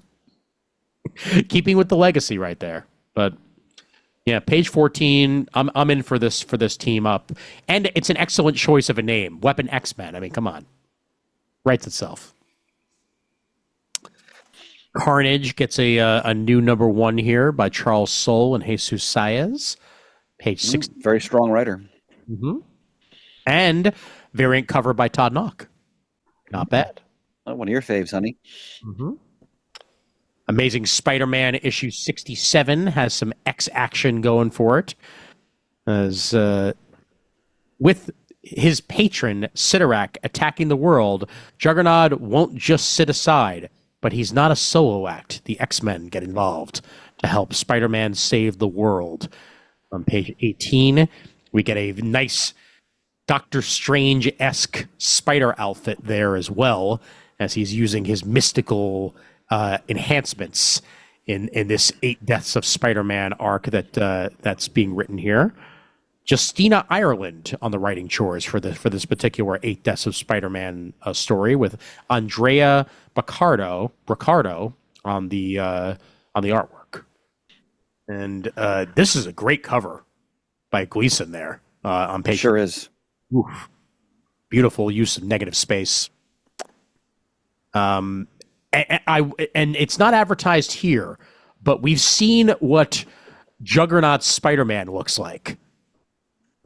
Like Spider-Man with the full Juggernaut powers, and I'm telling you, I never thought I'd see that in my day. But that's gonna be solicited next month. That's gonna be an action figure someday, real soon. Oh, you better believe it. All right, hold on. This is exciting stuff. Me too. Yep. So we've got JMS and Bernard Chang, Terry Dotson cover, Cap teaming up with Volstagg the Voluminous. Yes. I don't care what the premise is. Anything involving Volstagg when it's being scripted, especially by JMS, in. Oh yeah. In. And it's a follow-up to his Captain America. Volstagg, but the ring. Ugh. Yep. Anything that's a follow-up to his Captain America series like this and his Thor run at the same time, yeah. Yep. Oh yep. yeah, that's why specifically I'm excited for this. Yep. Page 22 there.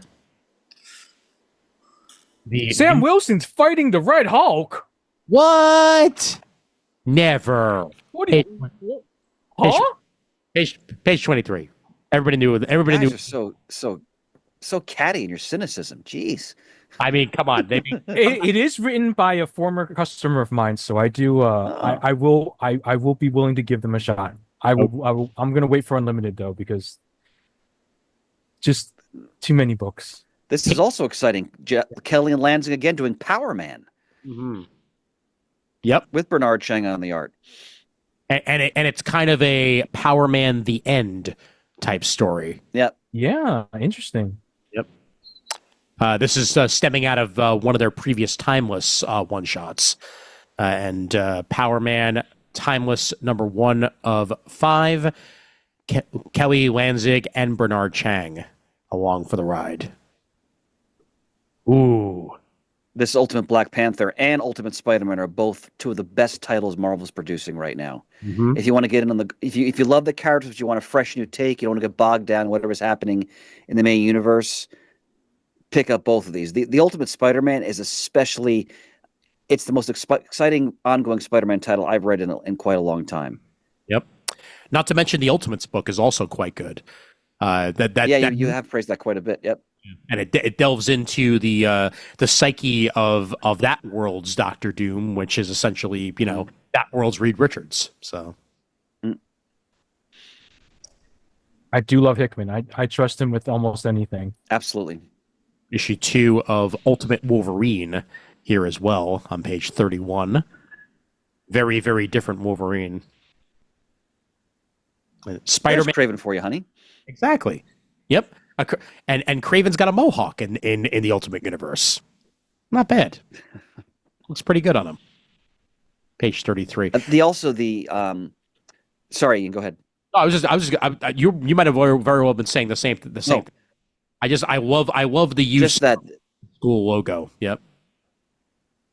Absolutely. And in terms of content, they really explore the Harry Peter dynamic really well in this book, and they take it in a very different direction because they meet as older men.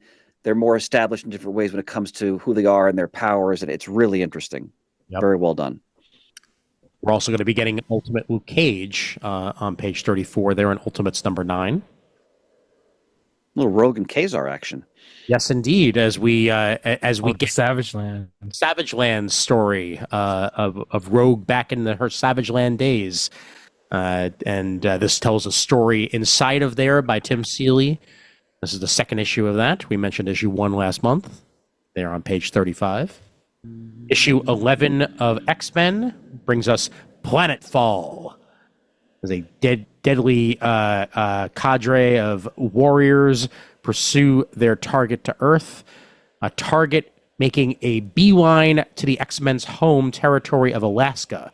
Who is this fugitive, and what grim portents do they carry for the X-Men? Good use of the word. Again, Raph, those animated variant covers are magnificent. Oh, they're so good. They are. I did order the Scott and Jean one. Nice. Although I do love Steg's, Steg's cover is really good. He really does a good job with those. Oh, absolutely. Yeah. Oof. Yeah, page 41 there. We're going to be getting some Canadian action, Alpha Flight, and X-Men. Can't go wrong with Puck. Yep. Issue 12 of that. Page 41. And further along, Hunted by the Pack Part 2. We get ourselves some bloodhounds involved with the X-Men. Page 45.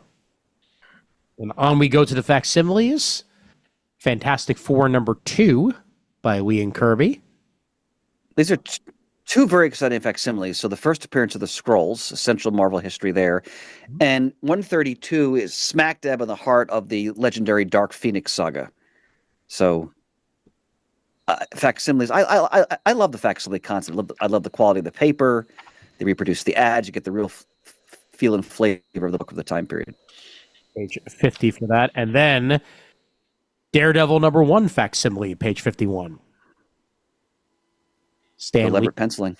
Yep. Shanna the She-Devil. Yep. Get Women of Marvel She-Devils number 1.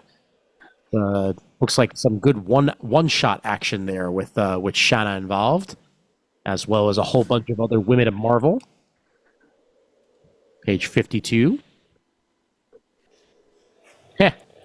Speaking of Marvel Mutts. Yep. Marvel Mutts number 1, page 59. This collects the issue Pizza Dog 12 of Pizza Dog's in there, of the Friday Funnies series that was originally on Marvel Unlimited, and now this will be all in one issue for everybody to read. Got some Lockjaw thrown in there. Yeah, it's going to be fun. Page 59. And Black Cat continues her run with the Avengers, and I don't know if all of them are happy to see her. Page 61. All right, further along, West Coast Avengers continuing on as sparks fly, as a troubled Firestar and the newest and least tested member of the West Coast Avengers, Blue Bolt, make an unexpected connection. But will this volatile romance strengthen the team or burn it down? Firestar, long past her previous love from the New Warriors era, and get some more romance in there for Valentine's Day on page 65. Oof. Love that. We're trying to boot guard what a- Thor. Yeah. Page 67. This one's good too. Oh, yes, and Utgar Thor. Good point.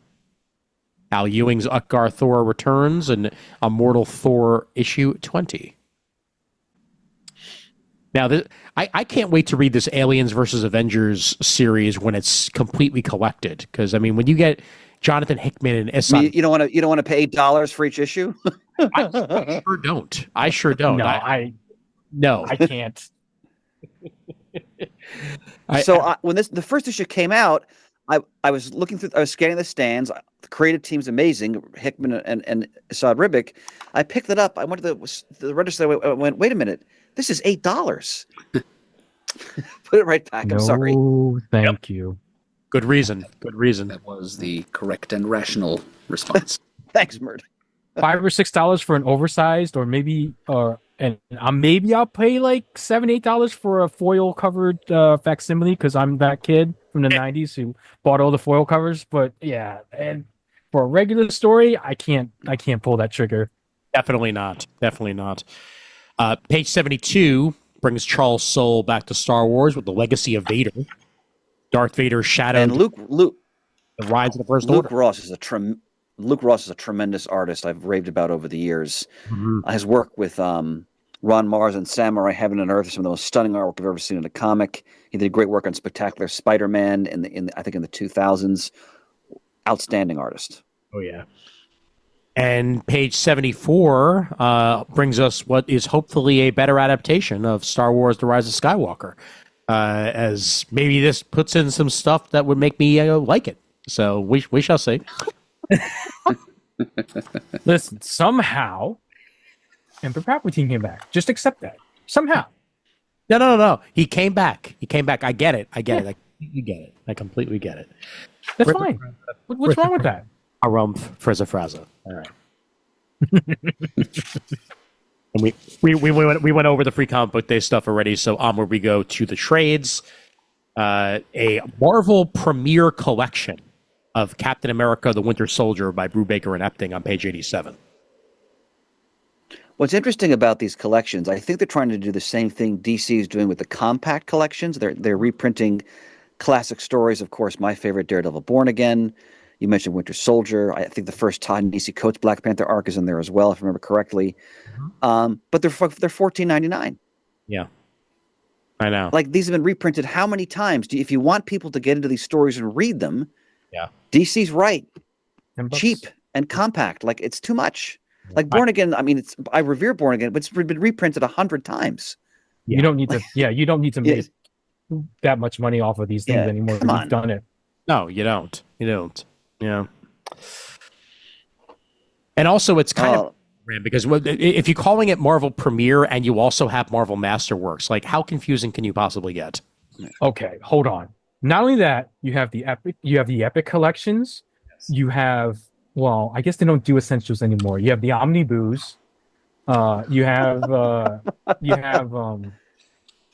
I mean, there's just so. But my point is, like, you get the initial hardcover.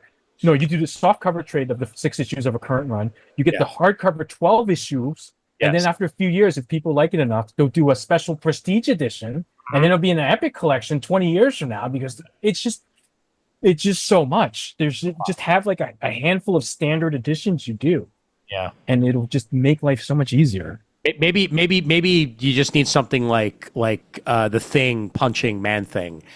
That's a classic Bronze Age cover. Marvel 2-in-1. Come on, man. You have to.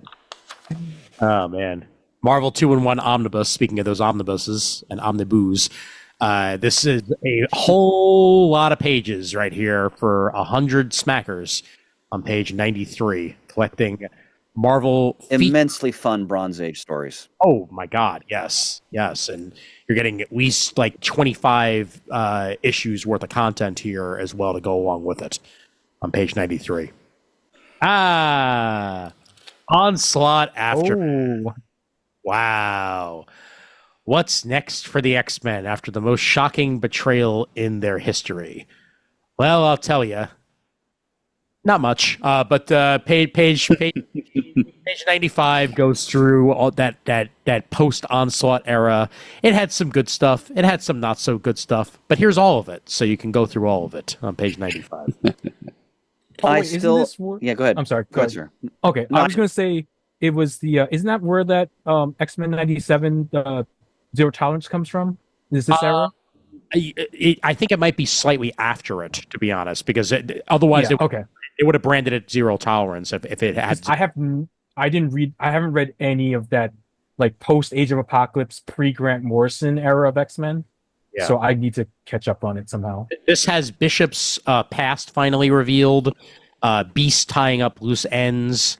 Franklin Richards is involved because he was still around, and we're not at Zero Tolerance yet. Definitely not. Okay. Yep. I just always cherish the fact that the whole Onslaught storyline actually extracted that weird isolated panel from early X-Men Silver Age where Charles Xavier is creepily in his head expressing his desire for Jean Grey, which they never returned to. It's just like Lee threw it in, and then they made a whole epic story about it. Well, it's the same thing they did with the Illuminati. You know, that one panel with all of them in the same panel then became the Illuminati. Yep. So, Uncanny X-Men by Gail Simone gets its first volume on page 98, collecting issues 1 through 6, as well as the free comic book day stuff and a little bit of X-Men number 35 in there for good measure. And also Phoenix gets its first collection on page 100. And X Factor on page 103 gets a collection as well. We're starting to get those X-Men relaunch first volumes. Yep, definitely. 104 gives us Venom War by Al Ewing, also available on Immortal Thor, but that was a while back. And anything else of note? Real quick. Page 111. Oh, okay. Do this first, but then. Yeah, just the Ultimate Spider-Man Epic Collection. That's all I'll say. Early Amazing, Ultimate Spider-Man. It's Bendis, it's Bagley, it's good stuff. First 13 issues of that. It's one of the great runs. This is worth mentioning. Go ahead. Page 1. Yeah. Go ahead, Murd. Oh, who, me? No, Yeah, I thought you were going to mention it. Oh, actually. I'll mention it. It's Rom Space Knight. It is that era where Bill Mantlo was one of the preeminent writers for Marvel, and any licensed property he got his hands on, didn't matter how little there actually was to work with, he made something out of it. Of course, Micronauts we've talked about in the past, and he also took the Parker toy Rom, which was just a figure, and that was it, and he made a whole world out of it. And then he also integrated it into the Marvel Universe as well. These are excellent stories. If you really love like the feel like early 80s Marvel, Mantlo was at the center of that, and he really has that Marvel flair, that the supporting cast, the humanization of the character, the sort of the intrigue of the supporting cast and their stories, Rom's interactions with them. It's really fun. Yep, and good stuff. X-Men and Jack of Hearts in there for you for good measure. So, yep. Page 111 for that, and in full trade paperback form, and I believe that is it for Marvel. So, and gentlemen, alas, I must now depart. I figured, my friend. Any quick bits you want to throw out there in the rest of the book, or are you all set? No, I'm good. Unfortunately, the school bell is a pitiless, cruel master, and its toll is swiftly approaching. Well, enjoy your time. Once off. I retire. Yep. Oh, thanks, buddy. But once I retire, I can be up all night doing this with you. There you go. So. There you go. Merry Christmas, Happy New Year, and we will talk to you in 2025. Same to you, brothers. And Raph, it's probably going to be okay. I just wanted to let you know. It'll be fine. We'll be fine. Hang in there. And maybe I just have a lot of books on my hands. That's all. Yeah. It's just a lot. Murd, brother. Damn good to see you. And to see you, Chris. Merry Christmas, friend. And Merry Christmas. L. Levenstein, thanks, man. Levenstein, enjoy your trip, and I look forward to talking to you in the new year. Sounds good. Take care. Good night, brothers. Take care. Night. Bye-bye. Take care, Chris. Bye. All right. And we will cover the rest of the book at this point. 170. First things first.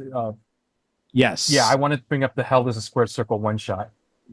Go right ahead.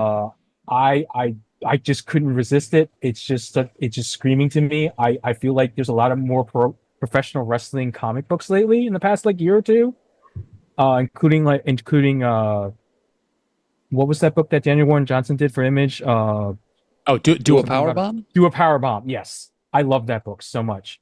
Hell is a Squared Circle. Is wrestling noir a genre? It is now. Ted the Irish Muska Walsh is a third-tier wrestling heel with a problem. Himself. He's behind on rent, child support, and his career.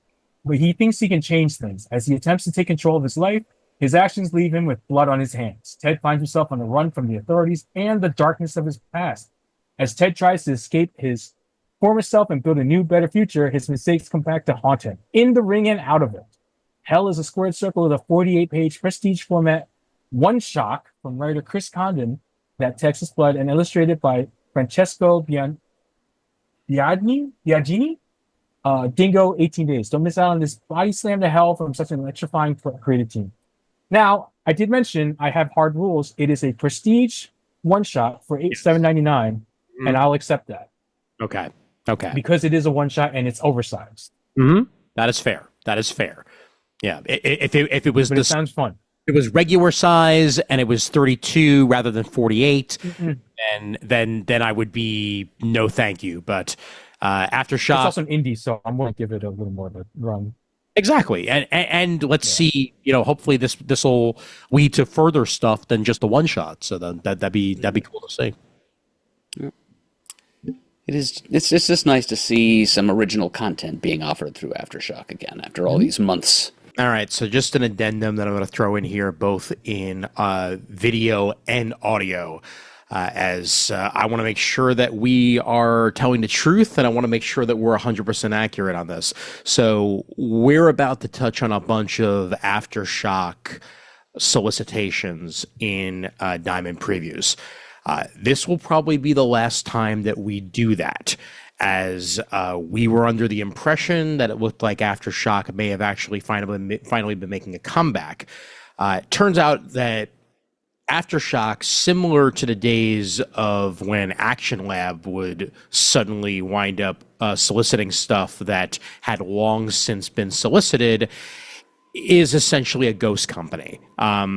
They filed for bankruptcy back in 2022. We knew this. We've touched on that. We've discussed it on previous episodes. And looking into it further here, that continues to be the case. Pretty much everything that we mentioned here is either from 2020, 2021, or 2022, and is being resolicited, probably with existing stock. They may have printed more, but either way, Aftershock is not printing new content. They are still in Diamond, they are still soliciting, but they are not actually an active company at this time. So our apologies if we sound a little bit excited in the recording, but I'm not going to take this out because we do mention some good stuff. It's good stuff that came out back in 2022 or earlier, and it's just being resolicited here. So we now continue with the previews catalog already in progress, but definitely needed to add this in for my own sake and my own sanity. Cullen Bunn even has one on that same page. Piecemeal by him and Simon Kudransky. 5 high school kids soon to say goodbye to each other and to the lives they have known enter the Nightmare House, the source of local legend and superstition.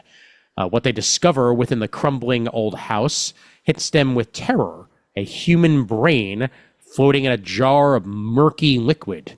Soon, the teens find themselves stalked by a vicious killer, a murderer intent on building itself a new body.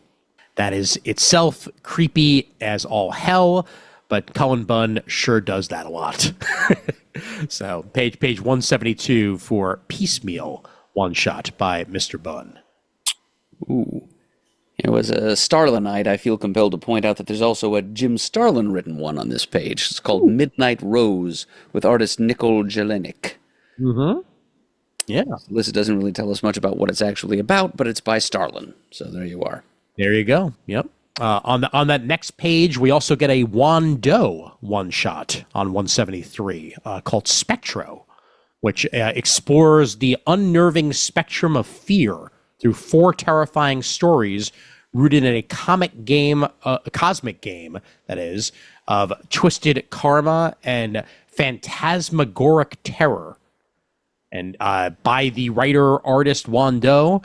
Wando is a damn fine both of those. So, this could be fascinating as well on page 173. Yeah. And it looks like it's 4 tales of outer space horror, specifically.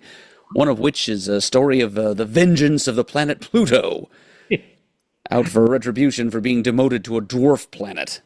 I love it. I love it. Yes. I'm down with that. It's a damn interesting idea. Page 174 brings us more manga. Petals of Reincarnation, which has a anime coming soon. This is out of a Blaze. It's Mikisha Konishi. And time to discover your hidden talent. What if you could use skills from previous lives? Imagine the skills of a legendary sword master, of the quick mental calculations of a prominent mathematician facing off against the murderous techniques of a serial killer. Compiling the original volumes 1 and 2 of the hit manga, the story follows Toya Senji, a woefully ordinary student who can't escape the shadow of his talented older brother as he discovers the world of returners through his unusual classmate Haito Lo Buffet. That is a very fascinating name for a person. Haito Lee Buffet, that is. Accessing talents from a previous existence. That's what Petals of Reincarnation is all about. And this is a good way to get into the story with two volumes collected into one on page 174. Also like the look of Hard Style Juice. Just like the name as well. Hard Style Juice. Clay McCormick, Ricardo Lopez Ortiz. Speaking of wrestling, you get even more, Raph. Page I missed this one. How? Wrestling is big business in arenas across the country, and for the Castros, it's the family business. King Castro is the patriarch of the family. He's also the manager, booker, promoter, MC, and owner of the local independent wrestling promotion KCPW. His daughter, Ramonita Mona Castro, has dreams of going to business school, but also has a penchant for wrestling. And his son, Ray Castro, is the star. A real showman, Ray is known as the King of the Deathmatch, and he's on the verge of getting a contract to go pro. But when a shocking in-ring death occurs, says the family spiraling out of control and down the path of revenge as one big question rears its head. Was it an accident? Or was it murder? Pro wrestling built the Castro family, and now it's about to tear it apart. This sounds awesome. The art is beautiful. I am completely down with this story. Hardstyle Justice, Volume 1, page 178. I'm as well. I'm reopening my order. Okay, hold on. Hardstyle Justice. Juice. Hardstyle Juice and Justice. Yeah, it's an inside term meaning to bleed the hard way, which is to actually produce blood through your naturally, as opposed to cutting your forehead open for the appearance of bleeding. Yes. Yeah. As a death match is the technical inside term for you non-wrestling nerds. Death matches are very much part for that. So throw some tacks on the ground. Yes, very true.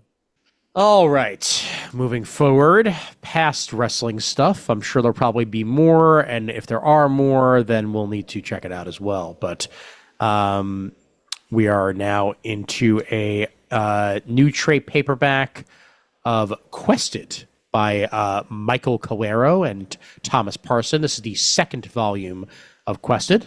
So if you checked out the first, check out the second, as it looks like a lot of fun on page 189. Further along we go into Archie's Valentine Spectacular by Jamie Lee Ratante. Of course, it's a holiday, so there's going to be some Archie stuff to go along with it. And this is old school Archie, none of the horror stuff. This is much Archie as you can put into a love book on page 200. Joel Jones has a distillery book, Through Red Windows, on page 204, along with Ram V. Ram V tells a modern horror story that will leave you guessing until the bitter end. When ailing plutocrat Harlan Roderick invites his young protege to live at Roderick Place in downtown Manhattan, what a fool believes to be his first step into the inner circle of the world's elite soon turns into a living nightmare. You can find more about said living nightmare in Through Red Windows on page 204. That's a lot of blood. That's a lot of blood. When you uttered the words, what a fool believes, my immediately flew to Michael McDonald and the Doobie Brothers. Of course, what a fool believes.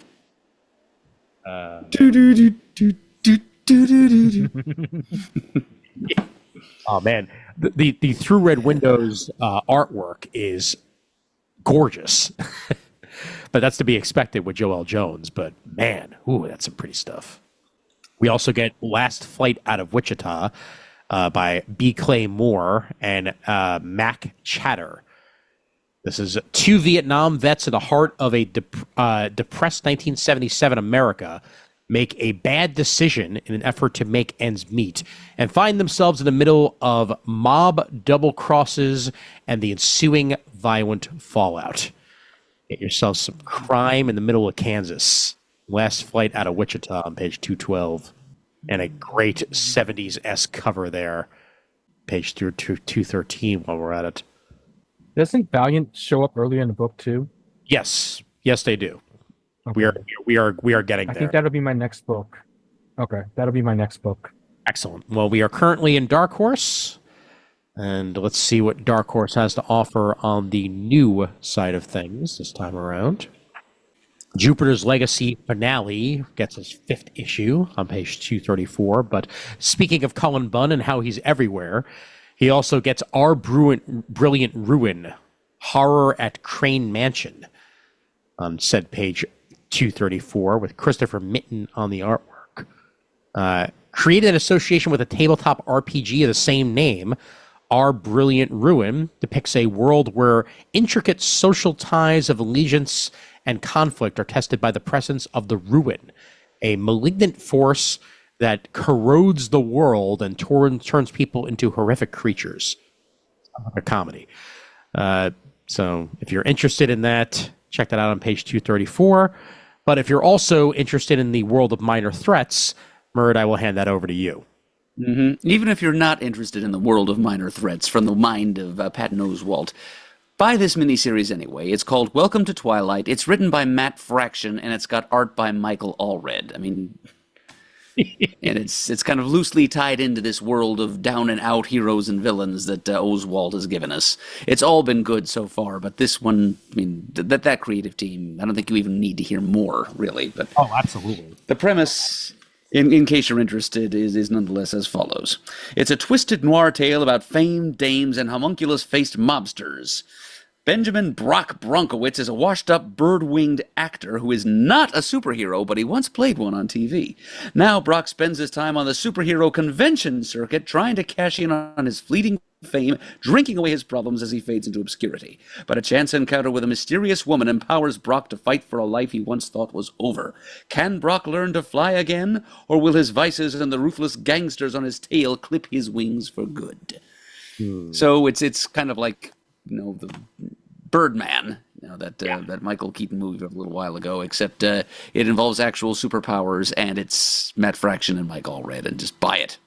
Yeah, my brain immediately went Birdman as well, Murd. It sounds like an awesome premise. Yep. A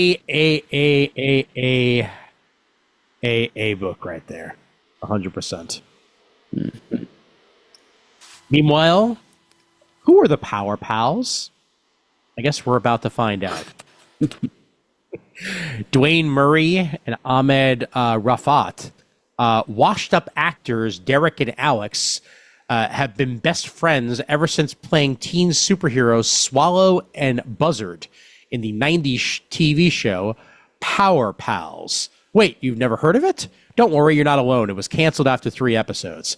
But that small taste of fame left them hungry for more, and they've been trying to get back on the Hollywood train ever since. After being fired from their studio security jobs and dropped by their agent, the middle-aged pair decide to don their old costumes and thrust themselves back into the public eye, walking the Hollywood Boulevard alongside the popular cosplayers. When a video of the duo defending tourists from being badgered by a pair of rip-off characters goes viral, the attention inspires them to fight more crime. But when their low-level crime fighting inadvertently disrupts the plans of a crazed crime boss, their friendship will undergo the ultimate test, and it, or they, may not survive long enough to enjoy their newfound fame. Yeah, this has me. Awesome premise. Similar to what you just described, Murd, but very different. Yeah, I was just gonna say. Yep. Yeah. Completely game for a Burt Ward and Adam West that turned to actual crime fighting, essentially. So. Little of that. Little I don't know, BoJack Horseman. Ooh, okay. Yeah, I could see that too. I could see that. And also the that unaired pilot where Adam West played a detective in a TV show and then tried to become a detective. Oh man, let me find the name of it. Unaired pilot Adam West. You can watch this online. It's an excellent. It's called Look Well.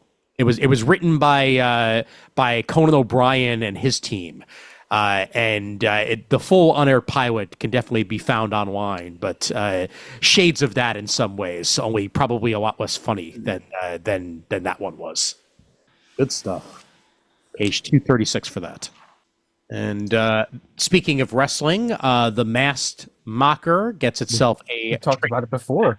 Indeed. This collects the 4-issue miniseries by David Goodman in one trade paperback, page 238. James Robinson's Patra also gets a trade by, of course, James Robinson and Scott Collins, so can't go wrong with that. Collects issues 1 through 4. And on we go to IDW, and we got ourselves some monsters, Raph. We got ourselves some monsters. Yes, we do. So the first one I had in mind is actually right there. It's Godzilla Heist, which is actually a very great idea that I've never seen done before, which I'm surprised it hasn't. So the story is, what if you could predict when and where Godzilla would appear? What if you knew the perfect opportunity to pull off the heist of the century? Jay is a young man who knows 2 things. A heist needs a good distraction, and there's no distraction like Godzilla. So when Jay discovers Godzilla responds to specific energy signals he can send into the atmosphere, he creates the perfect opportunity to stage high-profile heists in the middle of Godzilla attacks. But these heists put Jay on the radar of some very dangerous men who want Jay to work with them to pull off the most dangerous job the world has ever seen. I mean, I've seen every Godzilla film at least 5 times. There's been a couple of scenes actually, like in 1964's Godzilla versus Mothra, where 2 of the main characters were fighting over the safe full of money because they were greedily trying to make money off the local islanders who found the Mothra egg, and Godzilla happens to show up and disrupt them, and they all end up fighting and dying over the money instead of saving their own lives. But no one's ever done a story like this, and I find it really interesting, and I'm intrigued. Nice. And the second one is right below it, which is Godzilla versus America, Godzilla versus Chicago. A new series debut. Godzilla is coming to America, and its first stop, Chicago. Join a star-studded crew of Chicago comics creators through 4 epic stories across the Windy City. The L Train experiences its worst delays yet. Godzilla interrupts a major sporting event, and a new Chicago-based superhero reaches the end of her rope. This issue features a superstar lineup of creators including Tim Seeley, Mike Costa, and Ryan Brown. Yep. Caroline Cash and Ezra Clayton Daniels join us at the start of a new anthology series that follows Godzilla across the United States. I was hoping I'd be supporting Norton. Maybe I will be. Maybe he's in there, just didn't name him. Who knows? But I will be getting this. Oh my God, yes, 100%. Ladies and gentlemen, Godzilla is in the loop. I repeat, Godzilla is in the loop. I can't wait till he gets to New York. Oh, yeah. We're sorry, there's Godzilla traffic ahead of us. We will be moving shortly. Thank you for your patience. And you guys know a couple of people who are waiting for Godzilla versus Philly, too. Oh, yes, very much so. Throw some whiz at him. Throw some whiz at him. Yeah, Godzilla wit whiz or wit out. God. Oh, so good. 240. Yeah, those are all worth it. You also get the Godzilla 70th anniversary foil classic of Godzilla Kingdom of the Monsters #1, and a new Mothra series by Sophie Campbell, Mothra Queen of the Monsters #1, with artwork by Matt Frank. So if you're you got a whole bunch of monster action going on. And on that very same page, T. Franklin is working on a My Little Pony story, Sky's Secret. So any of you T. Franklin fans out there, dipping her toes into My Little Pony with a one shot there, My Little Pony Sky's Secret. And we get more Star Trek action. Those are all mid edition. As well as I will point out, Lower Decks is a one shot. It's always a one off, so that might be worth looking into. Yep, this particular one shot on page 242, Rutherford the Bridge. We're not dead. However, after escaping a vacuum collapse of the Electo system, the USS Cerritos is lost inside a new space-time that's expanding from us in every direction at the speed of light. To make matters worse, an alien intelligence made of pure energy has possessed Tendi and my bodies, shunting our consciousness into the ship's computer. Good times. Shockingly, everything is going wrong in the Cerritos. That sounds about right. But Lower Decks issue 4 there by Ryan North and Jack Lawrence on page 242. Can you believe they're publishing a TMNT Best of Ray Fillet? Never in my 40 years of life and 37 years as a Ninja Turtle fan did I ever think that would happen. I didn't think there'd be enough appearances of Ray Fillet to fill an entire trade. Yeah, that too. Let's see. Yeah, TMNT Adventures #16, Mighty Mutanimals #5, TMNT Universe #11, and a short story from TMNT Universe #24. That's barely enough to fill a trade. That's 100 pages. The cover gallery. Oh, God. Yeah, okay. All right, fine. But, oh my God.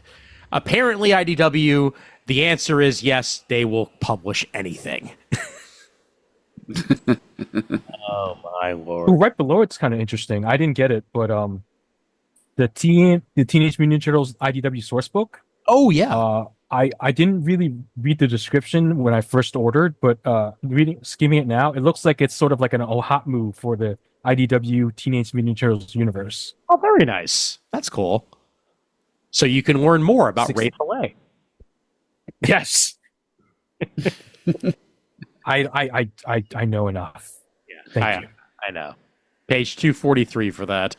And by the way, on the next page, talking about companies publishing things from other publishers, David Mazzucchelli's Daredevil Born Again Artist Edition hardcover. It's only $150 for 200 pages of 12 by 17 gorgeousness of Mazzucchelli's Born Again artwork. I'm sure it's going to look great on somebody's shelf. It ain't going to be mine because it's way too pricey, but It sure is some sexy stuff for sure on page 244. And down we go to the rest of the. And let's see what else we have to say. Beginning with the trade paperback collection of Babs Volume 1 by Garth Ennis and Jason Burrows. Garth Ennis doing some work for Ahoy. This collects the first volume of said Babs. Once again on page 247. Issue 6 of Babs also solicited on that same page. And on the next page, the longtime MC of the cosplay contest at San Diego Comic-Con, Phil Folio, brings us Volume 8 of Girl Genius, The Second Journey of Agatha Heterodyne. As Folio has been working on this for a very, very long time, and this is the 8th volume of his Girl Genius run, available for you on that next page, page 248. Also want to point out that Toxic Avenger on that same page did a send-up of the new Ultimate Batman with Absolute Toxie. Good times. I was trying to figure out what that was. Then as soon as you said it, I knew. Yep. Yeah, so this is my next one. Yep, we have made it to the Valiant universe. So Valiant, it seems, is finally doing its relaunch that we've all been kind of anticipating. Yep. And this is the Valiant Universe Ultimate Guide one-shot. Welcome to the Ultimate Guide to the Valiant Universe. This special guide will explore the amazing superheroes and villains of the Valiant Universe. Who are they? What are their motivations? And more importantly, who can they beat in a fight? Who can beat whom in a fight? Perfect for fans new and old. This guide will reintroduce you to iconic characters like Exo Manowar, Bloodshot, Rye, Faith, Ninjak, and many more. Plus, get your first look at what lies beyond the events of Resurgence as the future of the Valiant Universe begins this March. And what I like about it is it's only $2.99 for a guide like this, as opposed to $4.99 or $6.99 or whatever other price point. Very affordable reintroductory guide to get you caught up on everything, reintroduce the major players, and get you ready for March. Also, I don't care whether or not it says that the cover art is by Rafa Sandoval. It is by 2002 Joe Quesada. Rafa is doing that does look it is like such a send up to that specific era of Joe Quesada. Like it's crazy. Like I would never believe that's Rafa. I would 100% believe that's Quesada. Yeah, it's in the faces. I see what you're saying. Yeah, definitely. But all right, yeah, great to see a ground floor for it.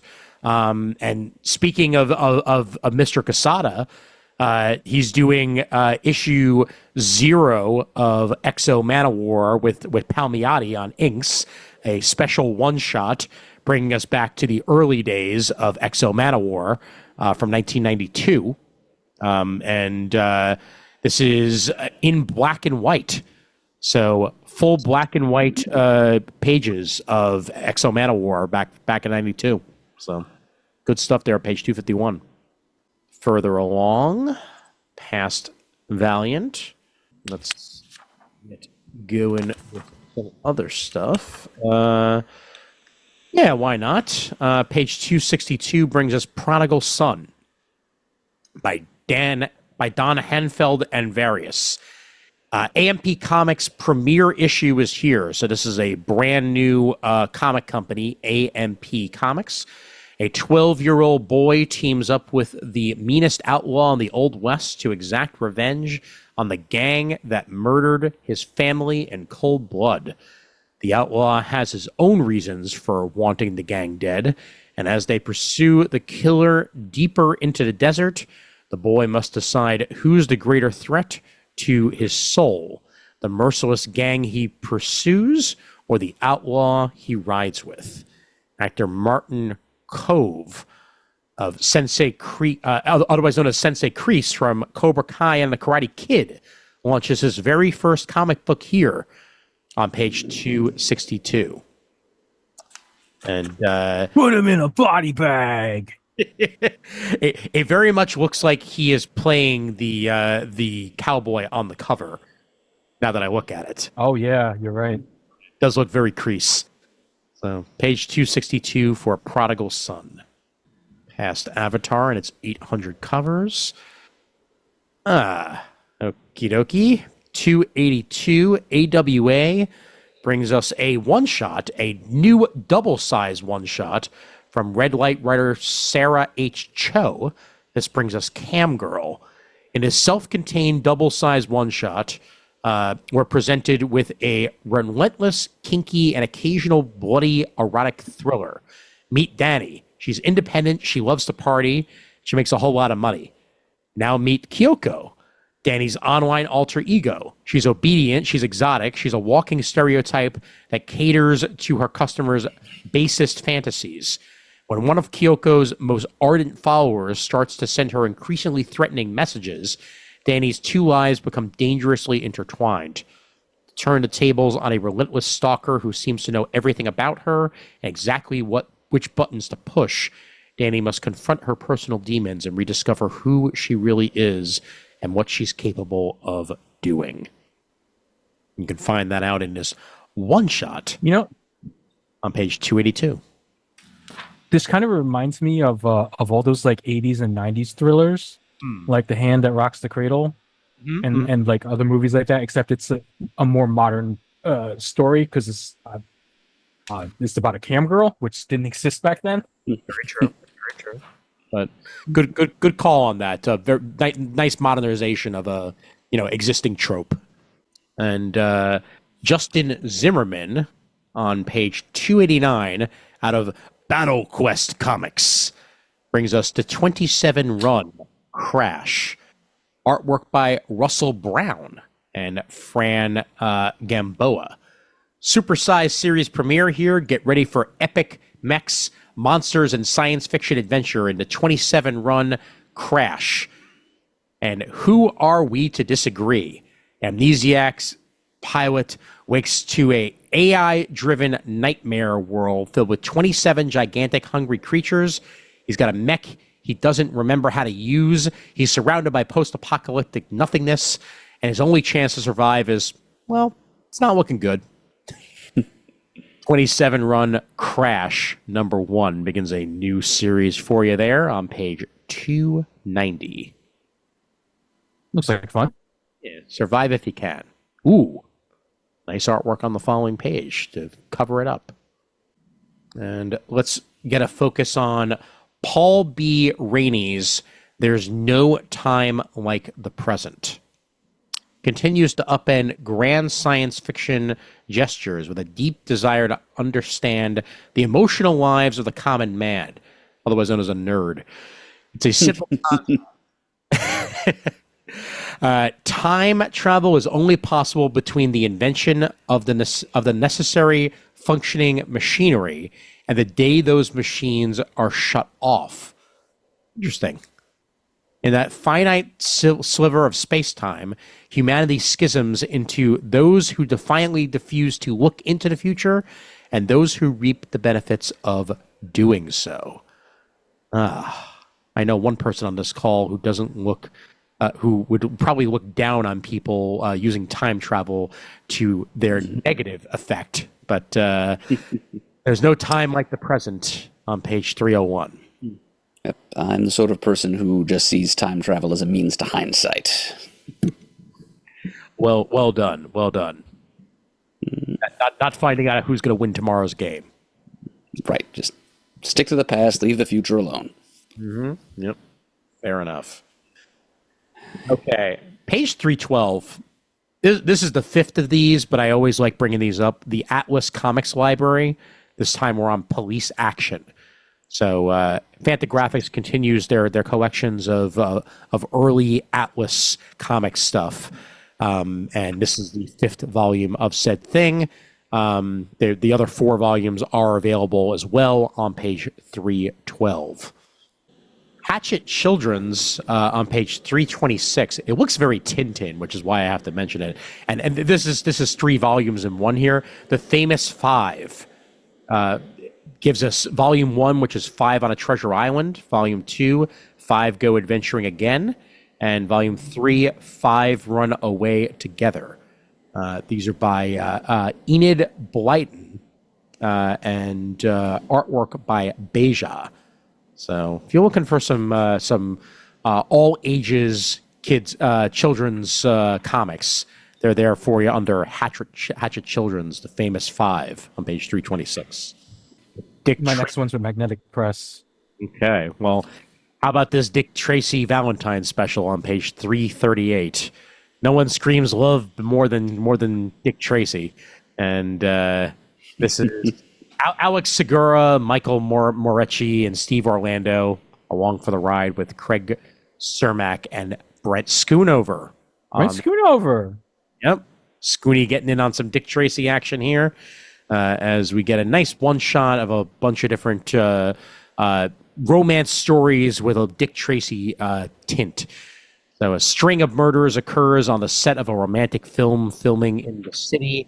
Dick Tracy's on the case in this world of glitz and glamour where everyone telling a story, but nobody's telling the truth. Tracy races against the clock to separate fact from fiction and stop this killer before they fulfill their promise to strike again on Valentine's Day. Ba-ba-bum. Once again, they're on page 338. And Defenders of the Earth gets their first Volume 1 trade paperback collection. Dan DiDio, good old Dan. Yeah, J. Leo. Yep. And Jim Calafiore on page 340 there. So, always love me some Calafiore art. Oh, yes. Graced many an issue of The Exiles, after all. Indeed. Oh, this one. I did want to mention this one, too. This one's interesting. So say we all. Mm-hmm. Most definitely. Raph, go ahead. Pop kill. Imagine a world where the two dominant and competing cola companies, each worth billions, are owned by former Siamese twins who are now separated and have grown to hate each other so much they hire assassins, saboteurs, and espionage personnel to meddle with each other on a daily basis. Oh my This God. is the story about brotherly love run afoul and the people they enlist to do their dirty work. Oh my. I really want to get this. I'm gonna wait. I'm waiting for the trade. Unfortunately, it just sounds. It's too outrageous. It's like Godzilla Monster Peace Stealer. It's just too outrageous to not give a shot. Oh, I know. Yeah. It's so It's amazing. I love it.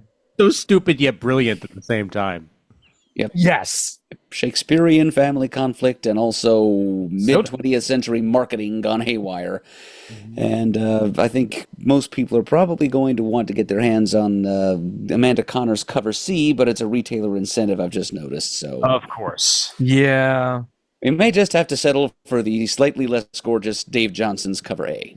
Fair enough. Fair enough. Yeah. Dan Panosian has a variant, and there's a risque Brian Stelfree's variant that is risque. So, it's risque. Page 342. Shockingly covered by the word explicit variant here in Diamond, but I have a feeling that is not there on the cover. Thanks. Yeah, I was sorely tempted to get it, but I'm gonna wait for the trade on that one. No, fair enough. I'm sure it'll look great in the trade. So, Oh yeah, and it'll just zip by as opposed to waiting for it to complete. 349 brings us Blocked, a graphic novel by Brian Hawkins. In a small but not too quiet town, Cam Banter. There we go. Better. High school basketball star struggles with a secret. He's part of a pack of shifting werewolves. Wait a minute. Hold on. Back up here. A werewolf playing basketball? No, can't be. No, doesn't work. He's like some kind of teen wolf. Yeah, you need like a fox to play him. Yeah. No, a wolf. He's a wolf, you see. But I understand what you're saying, Ralph. Anyway, Blocked looks great, and you should check it out. That's really all I needed to hear. He's a werewolf who plays basketball. Like, come on. Enough said. Page 349. Oh, Magnetic. Yes. We just passed it. Magnetic. We just passed. There's a book there. There There it is. Aha. Go back down. Night of the Slashers? Oh, here we are. No. I know. A little bit further. Right there. Okay. The Monkey King. So Ah. I happened to kickstart it when it originally came out, and I have the book. I have this. I have two hardcovers actually because it's volume 1 and 2. I believe this list is just for 1, and it's an Eisner nominee. Nice. I think this is for the softcover version. Yes. A vibrant retelling of the legendary Chinese saga Journey to the West by artist animator Chaiko, who brings his unique visual style and humor to this ageless fantasy adventure. A monkey is born from a stone struck by lightning and acquires supernatural abilities which he uses for mischief and glory. But soon he finds himself at the ire of the heavens and imprisoned by the Buddha himself. To redeem himself, he is tasked with the quest to protect the monk on a great journey filled with danger and adventure. And I haven't read my copy because unfortunately it's buried in God knows how many boxes. But also this year has been a big year for the Monkey King because very recently the Game Awards happened and Black Myth Wukong was a Game of the Year candidate, and it's sort of like a spiritual sequel to Journey to the West. Nice. Which is obviously a very classic Chinese tale that's been retold multiple times in movie, TV, different adaptations, and this is the latest one that's been made into English. American-born Chinese, obviously being one of those as well. Yeah, kind of loosely based too. Yep, exactly. So I kickstarted obviously because I've actually never read the original story and I wanted to read it, and I will read it one day when I dig it out of wherever it is. What do you know? If you want it, you can order it here. You know what page the actual solicitation for this is? Because like I see here, 350 has the Monkey King on it, but like I feel like I've gone 3 times now between things and haven't actually found their full solicitation. So because I use DCBS, I don't have a page for it, but I have a product code, which is DEC241709. DEC241709. Excellent. If you'd like to order. Well, yeah, and you can see the actual book itself on page 353 here. I just do not see the full solicitation. So Magnetic has that. It's a little frustrating that they don't. I know. Yeah, but yeah, definitely worth checking out if you're interested in any sort of Monkey King story. And again, Eisner's. So can't go wrong with that. And this is the last book I have highlighted by Justin Jordan. Okay, the one you just passed. Oh, go figure. It was like literally the page after. No, I didn't realize it was that close together. No, it's fine. Mine is a long, lonesome grave. Page 356. Yep. Eisner and Harvey Award nominated writer Justin Jordan, who wrote the excellent Strange Talent of Luther Strode, and also Dead Body Road, and #1 bestselling artist Chris Sheehan. House of Slaughter throw a brass-knuckled gut punch of revenge horror torn from the forgotten corners of Appalachia. Where magic and murder go hand in hand. Harley Creed is a bad man. He used to be worse. A violent ex-con with a string of brutal crimes in his past, he only wanted one thing when he finally walked free from prison: to leave Briar Falls, West Virginia, behind and disappear forever. But Harley's hometown has a strange way of swallowing people whole, all as a consequence of the low-level folk magic that has permeated its dark corners for generations.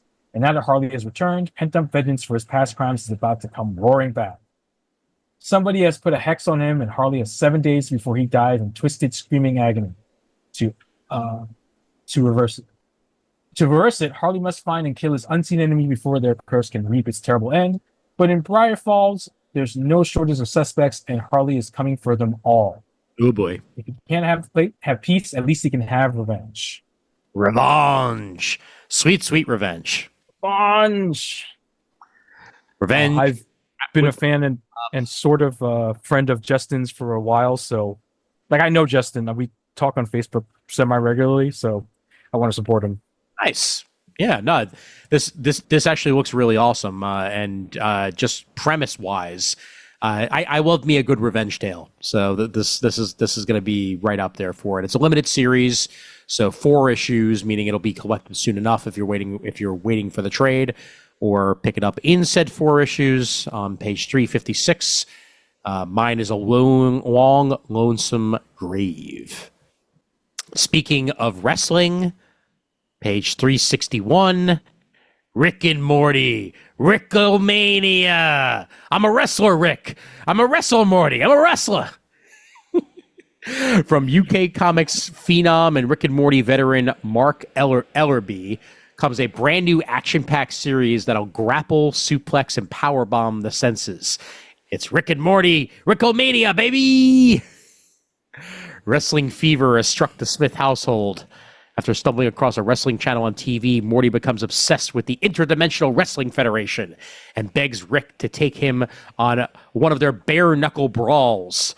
While there, Jerry ends up signing an exploitive contract with the IFW sponsor, Pro Energy Drink. Love it. Love it. Rick and Morty must break Jerry out of the contract, and the only way to do it is to enter the ring and fight their way out. This is a 4-issue miniseries, Rick and Morty, Ricklemania. Yes, yes, yes, and also yes. Page 361. That's the type of Rick and Morty I can get behind. Meanwhile, 363, talk about something completely different. Hey, Mary. Andrew Wheeler and Rye Hickman bring this to us. Mark is a good Catholic boy. He goes to church, says his prayers, and spends too much time worrying about hell. When Mark realizes he has a crush on another boy in his school, he struggles to reconcile his feelings with his faith as the weight of centuries of shame and judgment and his fear of his parents' response presses on his shoulders. Mark seeks advice from his priest, as well as a local drag performer, but also receives unexpected input from key figures in Catholic history and lore, including Joan of Arc, Michelangelo, Saint Sebastian, and Savonarola. Ultimately, only Mark can answer the question, is it possible for him to be both Catholic and gay? This is Hey Mary. Dude, you should totally be yourself. Thank you very much for the Reaganomics. What do you mean? That's Cowabunga, dude. Wow. It was staring him in the face the entire time. All he had to do was be himself. I agree with that. But this totally, bud. Very down to earth thing that in no way involves any of the voices that Raph is currently doing. Hey, on page 363, do check it out. It looks like some meaningful stuff. So well worth checking out. You're saying wrong Michelangelo? Yes, wrong Michelangelo. I'm sorry. Okay. He didn't look for the green one. He looked for the one who painted that thing on the ceiling that time. Right. Yeah. Right. Page 368 there, as we come to the paper cut section. We've got a landmark in Smurf comics history. The first time ever that the original European Smurfs adventures are being collected in their originally published order in English. Wow. From their very first appearance back in 1958. Yeah, it's Smurfs Archives Volume 1, created by Pierre Pio Culliford, and it's being published by Paper Cuts here. With historical context from Smurfologist Matt Murray. Yeah. There you go. 304 pages of the first 12 Smurf stories. Excellent. Ever published in the Franco-Belgian bande dessinée format. Wow. Man, I'm shocked it took them this long to actually do something like this. But yeah. Really happy that they're doing it. I mean, the Smurfs are classic, and anything that's lasted that long deserves to have its done, chronologically and available for people to check out. So, absolutely, excellent pick there, Murd. 368. Yep, good on you, Paper Cuts. And as soon as you put it out in paperback, I'm on board. Excellent. Yep. Also, from Paper Cuts, 371, Phineas and Ferb Classic Comics Collection, Volume 3. Just want to mention it because Phineas and Ferb are coming back. And they will be back on Disney Plus in the not-too-distant future. And I'm sure Perry the Platypus will be somewhere. I'm not sure because, hey, where's Perry? Well, they don't do much, Yeah. Oh, man. Yep. And as a matter of fact, Paper Cuts also has a Phineas and Ferb FCBD offering. Ah, very nice. Very nice. Of course, some people that we know would want us to mention on page 378. Cover story, the 2000 AD design art of Robin Smith. This brings together a whole bunch of 2000 AD covers from some of the greatest artists of our time, including Brian Bolland, Dave Gibbons, Kevin O'Neill, Alan Davis, Steve Dillon, Glenn Fabry. The list goes on of people that are involved with this. But Carl Stock did the writing on this, and there's just a whole bunch of 2000 AD history put together with some classic artwork and classic covers and classic design sense available for you on page 378. So anyone who's a fan of 2000 AD, this is absolutely for you. And I believe onward we go to Tomorrow's, unless there's something before it. I do not believe there is, so onward we go to Tomorrow's. And what do they have for us this month? Alter Ego 193 features Drawn to Greatness, the lavishly illustrated story of the Golden and Silver Age Superman artists who followed in Joe Shuster's bootstraps. It's an abridgment of the Super Rare by Eddie Zeno, showcasing the likes of Wayne Boring, Paul Cassidy, Fred Ray, and a bunch of others. There's a Superman fan on this call who might be interested in perhaps checking out all of this Superman history right there for you on page 392 of some of its old school. Accounts, order history, edit order, alter ego. I did it again. 93. Curses. Click on that. Close edits. There you go. I am Pro tip, still Raph, below usually- $25. Yeah. I usually wait to place my DCBS order until after we do these things. Yeah, I for whatever reason I decided to be earlier this time than last time. And you Like learn. usually I do it like well the main thing was the orders closed 12/25 and I wanted to get it done before Christmas and I figured this would be two birds with one stone. Mhm. I was wrong. Because I only skimmed and I don't have my previews catalog on me. Because I don't I got to pick up the books from my brother this weekend actually. Got it. So yeah, I thought, oh, let me just get them done real quick. I took the morning to do them, and didn't see that at all. Meanwhile, Shame. did you see this on page 395? It's Tim Seeley and Patton Oswalt together as one for Money Shot. Out of vaults. Oh man, this looks amazing. You ever see that second Ewoks movie?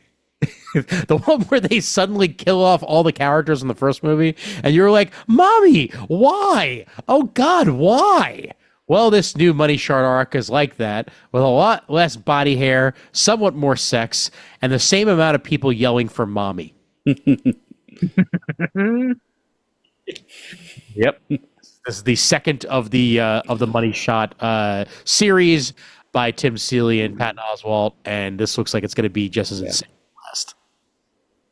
Yeah. The high concept for Money Shot is porn stars in space, and it's every bit as silly and sexy as that makes it sound. I will definitely get the collection when it inevitably comes out. Yep. Oh man, for some reason this version of previews that I'm going through here has like links, clickable links on the side that I keep accidentally touching as I try to go past things. It's becoming a pain in my arse, but luckily we're almost done with the book, so oh well. Back to Jimmy Palmiotti right before we're done with everything. Quite literally right before we're done with everything, because it's from Z2 Comics. Something that is very at the bottom, but Blondie, Against the Odds, hardcover by Jimmy Palmiotti and Various and John McCrae on the artwork. This goes into the biography and the behind the scenes of one of the most prolific bands of our time, Blondie. So, friction of NYC as the band fought their way to prominence, as well as the power and energy contained within the songs that fueled their rise to legendary status. Well, we're checking out. All beneath a cover by Palmiotti's pal, Amanda Connor. Indeed.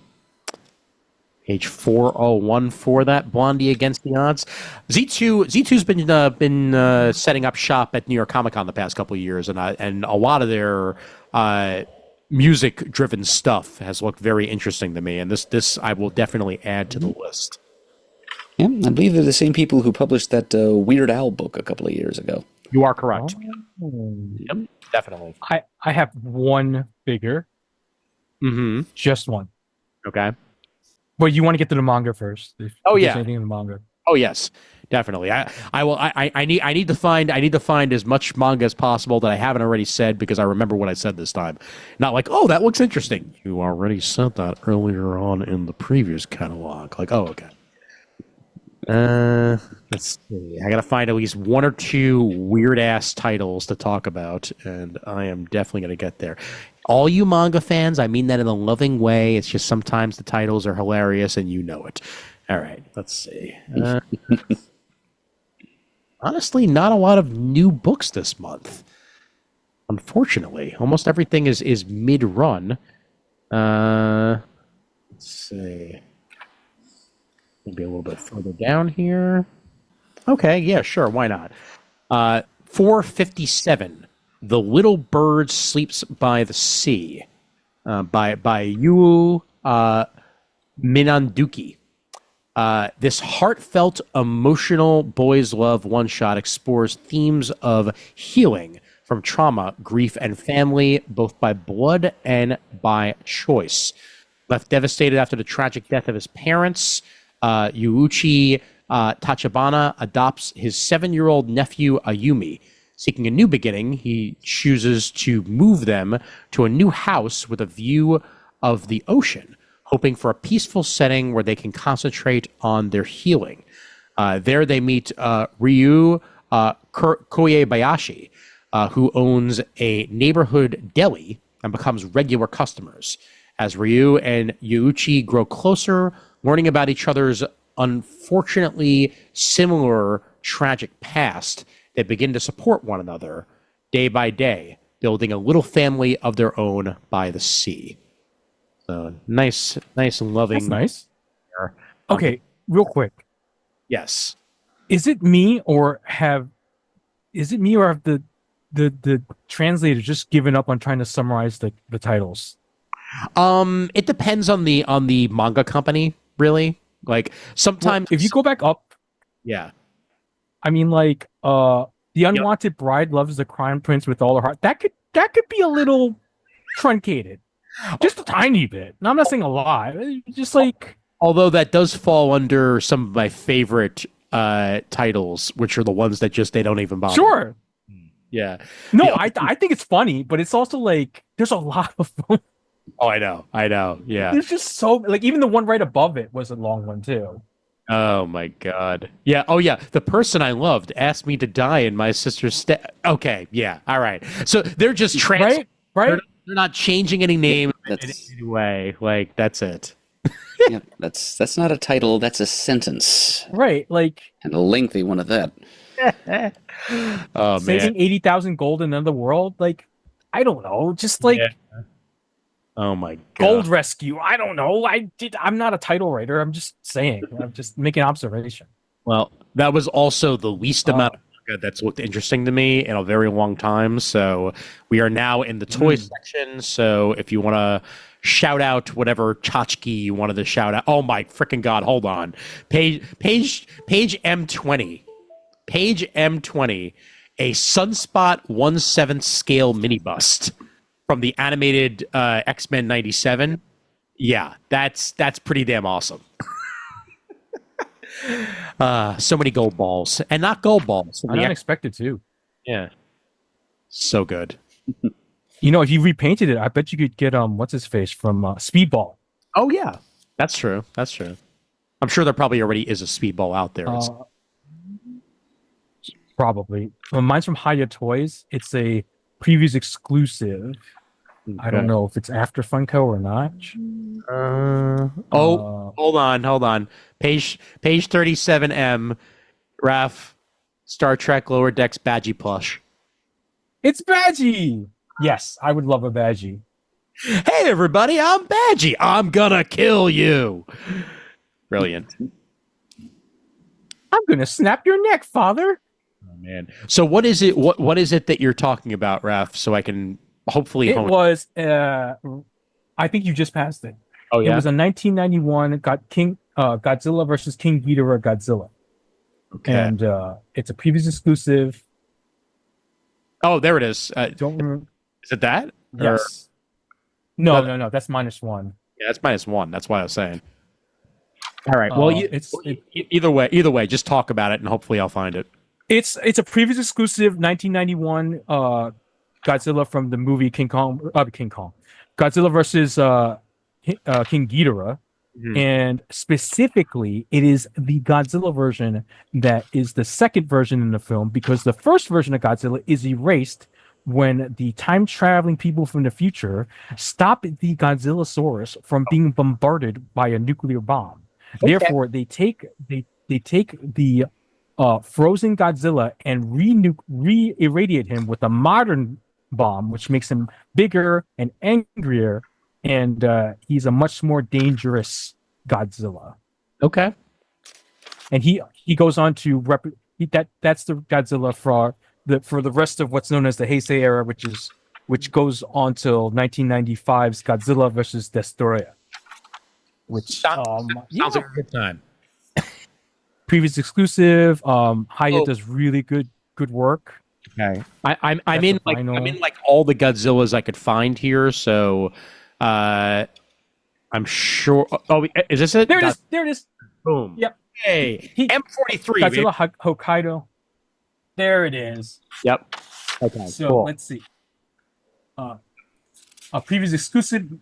Now, Heat Ray Godzilla Hokkaido version from Godzilla vs. King Ghidorah joins Hiya Toys' Exquisite Basics series. Following the previous film, Godzilla vs. Biollante, the 18th installment of the series was directed by Kazuki Omori and featured special effects directed by Koichi Kawakita. This brand new Heat Ray Godzilla Hokkaido version action figure is crafted with amazing attention to detail. It's 7 inches tall and features special blue paint on the clear body, reproducing Godzilla's appearance from the battlefield I just lost track. In Hokkaido. Okay. Features multiple joints to the body, ensuring an authentic appearance while providing a wide range of articulation with additional interchangeable hand parts and heat ray effect parts. Fans can recreate various combat scenes from the film. Yep. So the standard for a long time for articulated Godzilla figures is Bandai with SH Monster Arts. Hiya Toys has done a really good job. I don't own any of them. I've seen them at cons and I've seen them in stores, and they, from what I can tell and from what other people's reviews are, they're very good. So I am going to take a shot and get this one. Yeah, no, definitely. I mean, and mind you, on that same page, this Evil Dead, Bloody Ash and Cheryl is kind of fantastic. So cool. All right, Murd, anything on your side for merch? Not this month, Ian. Been all the way through. Really, nothing really spoke out to me. Excellent. Well, then we have managed to succeed at finishing yet another preview. So, gentlemen, a job well done and a excellent way to conclude a year. Excellent. All right, Murd, thank you very much for joining me on this sojourn and for lasting through the previous catalog. You may now officially, once we are done with this call, go to hell to bed. Thank you. I feel with Nary, and you spoke down for a perfect long English the whole winter's time. Yes, most definitely, and on air, I will say happy birthday soon enough, because I will say it to you otherwise. But either way, have a prosperous one, and we will speak to you in the new year. Thank you very much, Ian. It's been a good night hanging out with you guys here. Absolutely. But yes, I'm. Yes, the pillow is calling, however, as they say. Well, before we do, Raph, let everybody know where they can find you. I am everywhere on the internet as Raph Does Stuff, RAPHDOESSTUFF, all one word together. Facebook, Instagram, Blue Sky, Twitterix, Twitch, YouTube. I supposedly stream. I haven't done that lately just because I just don't feel like it. I'm tired. Yeah, but I did stream my first day at PAX Unplugged. yes, you did. But that's it. I might stream on Christmas. I might do a little Christmas celebration online. But yeah, I just do this podcast and I stream and I occasionally, I don't know, maybe I'll post a TikTok every now and then about my massive collection. Nice. Well, hopefully we'll next time we record with Chris and Brandon, we'll talk a little bit more about our time in Philadelphia, and I will once again go on and on and on about how damn delicious that cheesesteak was at Shay's. Oh my freaking god, man! Oh, so good. I'm really good at picking a restaurant, apparently. Damn. Murd, next time you're in Philadelphia, make it a mission to go to Shay's. It is the only, not only was it recently listed, I think, number 3 steakhouse in America by Yelp, but it is the only cheesesteak place in Philly that cooks their cheesesteaks like they cook steak, with butter and seasoning in it. And they use they have an option of, I think, like sirloin, prime rib, I think filet mignon or Wagyu you could choose from. Like it is ribeye. Ribeye, yes, outrageous. And New York Strip, I think, was one of the other ones. Like, and he doesn't have a fridge, so literally day of whatever meat he has, he cooks. That's it. So. Yeah, I would have taken your word for it anyway, Ian, but butter and seasonings kind of sealed the deal. Yes, absolutely. Yeah, so Shay's, I've made a mental note of the name. Thank you for the tip. Not spelled the like funny thing is, SHAY. The funny thing is, I literally just found it. It was Saturday night at PAX Unplugged, and I was like, oh, I just want to grab dinner, and then whatever I do afterwards is whatever I do afterwards. I ended up falling asleep in the hotel room. But I was looking in the area, and I was like, oh, there's a cheesesteak place nearby. I want a cheesesteak. I'm in Philly. I have to do that, right? I have to have a cheesesteak in Philly. I haven't had one in a very long time, so I did. And I was like, oh, I had one there. I had the classic there. And I was like, oh, this is pretty good. This is it wasn't like, I don't remember thinking it was the greatest cheesesteak I've ever had, but it was really good. It was very good. And I was like, oh, let me just recommend this to Ian then. And it turns out that it's the third best steakhouse in the entire country. Yep. And it quite literally brought Brandon Christopher to tears. So I didn't know that part. He was like, wow. Oh my god! He was like having a religious experience with this thing. It was outrageous. He lives in Philly, so he's had a few cheesesteaks in his time. So I know. If he was that impressed, so must we all be. Yeah, he sat down and he was like, "This is my mind is blown. I can't. Like, yeah, I know. All right, and on that note, he got the I think he got the New York Strip version with the sharp cheese and onions and the works basically. I got the prime, and the prime was just outrageous. So. All right, I'm getting hungry and it's freaking 11:13 p.m. So let's go ahead and wrap this sucker up. So with that. If this thing actually decides to play, come on, you. Let's be nice. One more time. Oh, I hope you enjoyed the Superman trailer. It probably was great. I don't know yet, but I probably know by the time this comes out. You will get there soon, man. You will get there soon. Email address for Comic Timing is comictiming@gmail.com, facebook.com/comic timing for any of your comic timing stuff. And we're also on Facebook. We have a Facebook fan group that you should definitely go ahead and join if you have not already done so. We once again thank you over at patreon.com/comic timing for putting your support towards the show. You can find us on Blue Sky. We are Comic Timing on Blue Sky. You can find me on Blue Sky. I am Sci-Fi without the underscores that usually come with it, but they don't support underscores, so what can you do? Instagram, we're Comic Timing Podcast. Threads, we're Comic Timing Podcast. I am I_am_sci-fi on Threads and Instagram as well. And that is that with that. And of course, YouTube. You can find us at Comic Timing Podcast as well. So you can watch the video version of this. We took a lot of time and effort to do it. You should probably enjoy that too. For Raph, for Murd, I am Ian Leatherstein. Thanking you guys for an amazing 2024 of comic timing action. We really, really, really are happy to be back in the saddle. And as always, there's always time for comics.